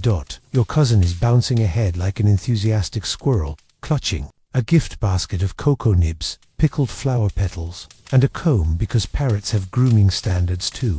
You're less optimistic. You trip on roots. You swat at flies that may or may not be political spies. You spend 45 minutes arguing with a particularly sarcastic monkey about directions. Finally, after a small detour through a mushroom circle that giggles when stepped on, you arrive at a clearing of impossible green. There, on a tall perch of carved wood and bone, sits the parrot. Act 2. The parrot judges you chickies bright red, with tail feathers like falling comets and eyes like it knows everything you've ever done wrong. It doesn't blink, just stares. Offer, it squawks, or leave. Your cousin steps forward, trembling, and presents the basket. Chikchi ignores it. Not for me, for you. It gestures. At your cousin. Speak your heart. In a haiku, you try not to laugh. Your cousin clears his throat. Wind walks beside her. My voice falls into her laugh. Will she kick me too? Chikchi pauses, then squawks once, loudly. Acceptable. Act 3. The test of feathered fettuccine flaps twice, and from a hidden box beneath the perch, 7 colored stones rise. Red, blue, green, gold, black, white, pink. Choose 2. The parrot commands. Together, they shape your future. Your cousin chooses pink hopeful and black brooding, mysterious classic cousin. Chikchi leans in, pecks at the stones, spins once, cackles, then announces, she will love you. But first, a challenge. Your cousin gasps. What challenge? Chikchi tilts its head. Find the feather she dropped at your birth, you whisper. That's weirdly poetic and logistically impossible. The parrot nods. Welcome to romance. Act 4. You ask a question mistake. You can't help it. You step forward and ask, half joking, what about my future? Chikchi blinks. You'll fall in love with someone who sees the sky upside. You frown. That's not an answer. It's all you get. You mutter. This is why owls have better Yelp reviews. The parrot glares, then tosses a feather at your feet. You pick it up. It's green and gold, shimmering, warm to the touch. A small note is tied to the shaft. You untie it. It reads, you already know. You just don't trust it yet. You blink. The feather vanishes. Act 5. On the way home, you and your cousin walk back through the jungle, slightly confused, mildly enchanted, and deeply mosquito-bitten. He's hopeful. You're thoughtful. You think Chikchi was real. He asks. You shrugged. I think the parrot knows too much. He laughs. You both do. Back at the village, the moon rises slow. You tuck the memory of the parrot into your pocket, beside a stone, and a dream you haven't shared yet. And somewhere far above, a single feather floats down. No one sees it land, but the wind sighs softly, like it's heard a good story. And it's not done yet. The note arrives folded into the shape of a frog. That's already suspicious. But what makes it worse is that it croaks when you open it. Just once, then silence. The message inside is scrawled in hurried ink and vague capital letters. Midnight, temple basement, where something dramatic. Do not bring beans. You stare at it. Then you turn to your cousin and ask, is this one of your prank scrolls again? He shakes his head, wide-eyed. No. But it might be a priest prank, which is somehow worse. Act 1. Into the cloakroom of secrets at midnight. You sneak out wearing your most mysterious poncho. It's dark purple with tiny embroidered eyes. Very subtle, very unsettling. The temple is quiet, too quiet. You step through a side door hidden behind a fake wall of maze murals, descend a narrow staircase that smells like old candles and political tension, and arrive at a basement lit by obsidian lanterns and gossip. Inside, a circle of priests and priestesses, all wearing cloaks covered in glyphs, symbols, and questionably true statements, turn to look at you. Welcome, says one, to the Order of the Cloak. You whisper, is this a cult? He shrugs, more like a weekly game night for theological chaos. Act 2. The Cloak. A Vleister order meets to play a sacred game called Teolotal Xochitl, or Flower of the Heart, of Deception. Rules. Everyone wears a cloak, woven from fabric inscribed with falsehoods. You must tell 3 stories, one true, one almost true, and one completely invented. If someone guesses the truth, you lose a feather. If no one does, you win. Truth immunity for the weak. You're handed your cloak. It's soft, heavy, and covered in embroidered lines like, I have never eaten a frog while sleepwalking. I am not related to the moon. This sentence is secretly on fire. You put it on. It immediately feels like you owe it an apology. Act 3. The game begins, one by one. The priests take turns spinning tales. A woman named Tlali claims she once won a wrestling match against a cloud. A man named Itzcoatl says he invented thunder by sneezing inside. A cave. Another priestess just repeats the phrase that tortilla was sentient, over and over. Then it's your turn. You panic slightly, then dive in. I once babysat a fire serpent. I danced for 3 hours with a ghost who thought I was her cousin, and I accidentally kissed a stone statue because I thought it was my reflection. Silence. One priest whispers, the ghost one is definitely true. Another gasps, no, the reflection kiss, that has real energy. They argue. Someone suggests checking your teeth for statue residue. Finally, they vote. Nobody guesses right. You win. You're awarded a small badge shaped like a lizard lying about its taxes. Act 4. The cloak tells a secret as you prepare to leave. The cloak on your shoulders tightens slightly. You hear a soft voice, not in your ears, but somewhere just behind your thoughts. You lied well, but not to yourself. You pause, then feel something odd in the inner lining of the cloak. You reach in and pull out a slip of fabric embroidered with a sentence. You didn't write. You already know what's coming. You just don't know, you know. You shiver. The room is still laughing, still tossing half-lies and ceremonial snacks. But suddenly, something shifts. The air feels aware. The cloak sighs. You fold it gently, hand it back, and leave. Act 5. Back under the stars, outside. The moon is bright. The air smells like marigolds and unanswered questions. You sit on a low wall, looking up, feeling the weight of the game night still on your skin. You wonder, what's true? What's almost true? And what lie is so good, it might as well be real? Then you remember the embroidered sentence. You already know. You look at your hands, your sandals, the stone path ahead. Something is coming. Not bad, just big.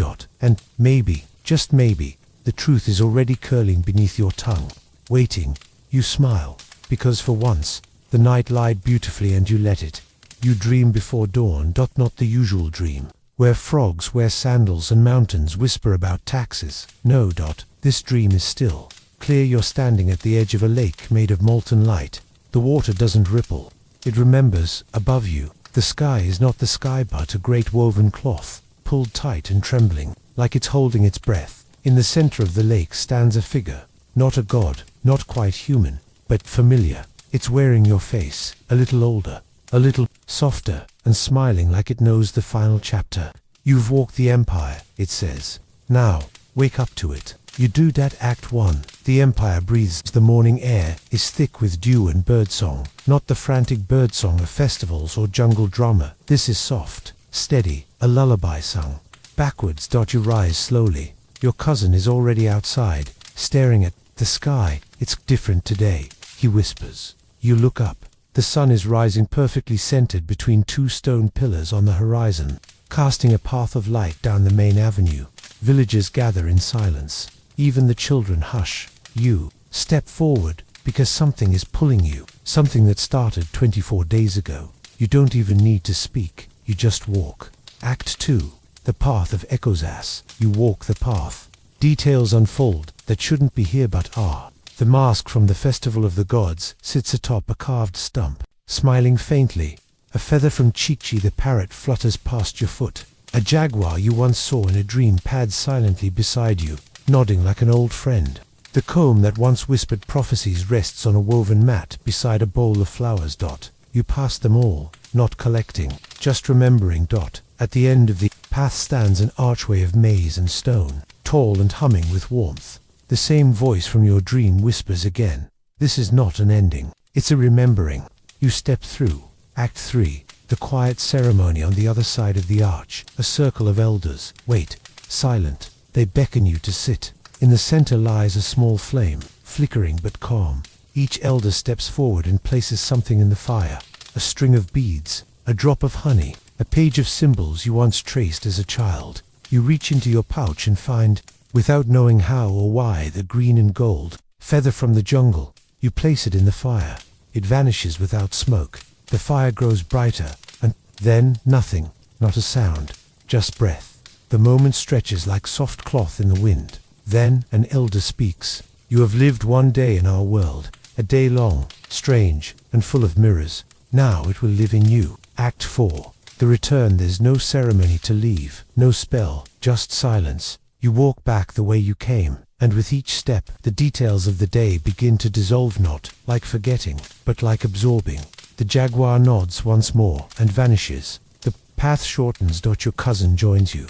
Says nothing. He just hands you a small tortilla and smiles. You did it. You don't ask what. You just eat and smile. Act 5. The last light. That evening, you sit beside your sleeping mat, watching the last of the sun drip behind the mountains. You've seen gods cry, masks laugh, and parrots threaten your love life. You've worn braids of prophecy and danced in dust.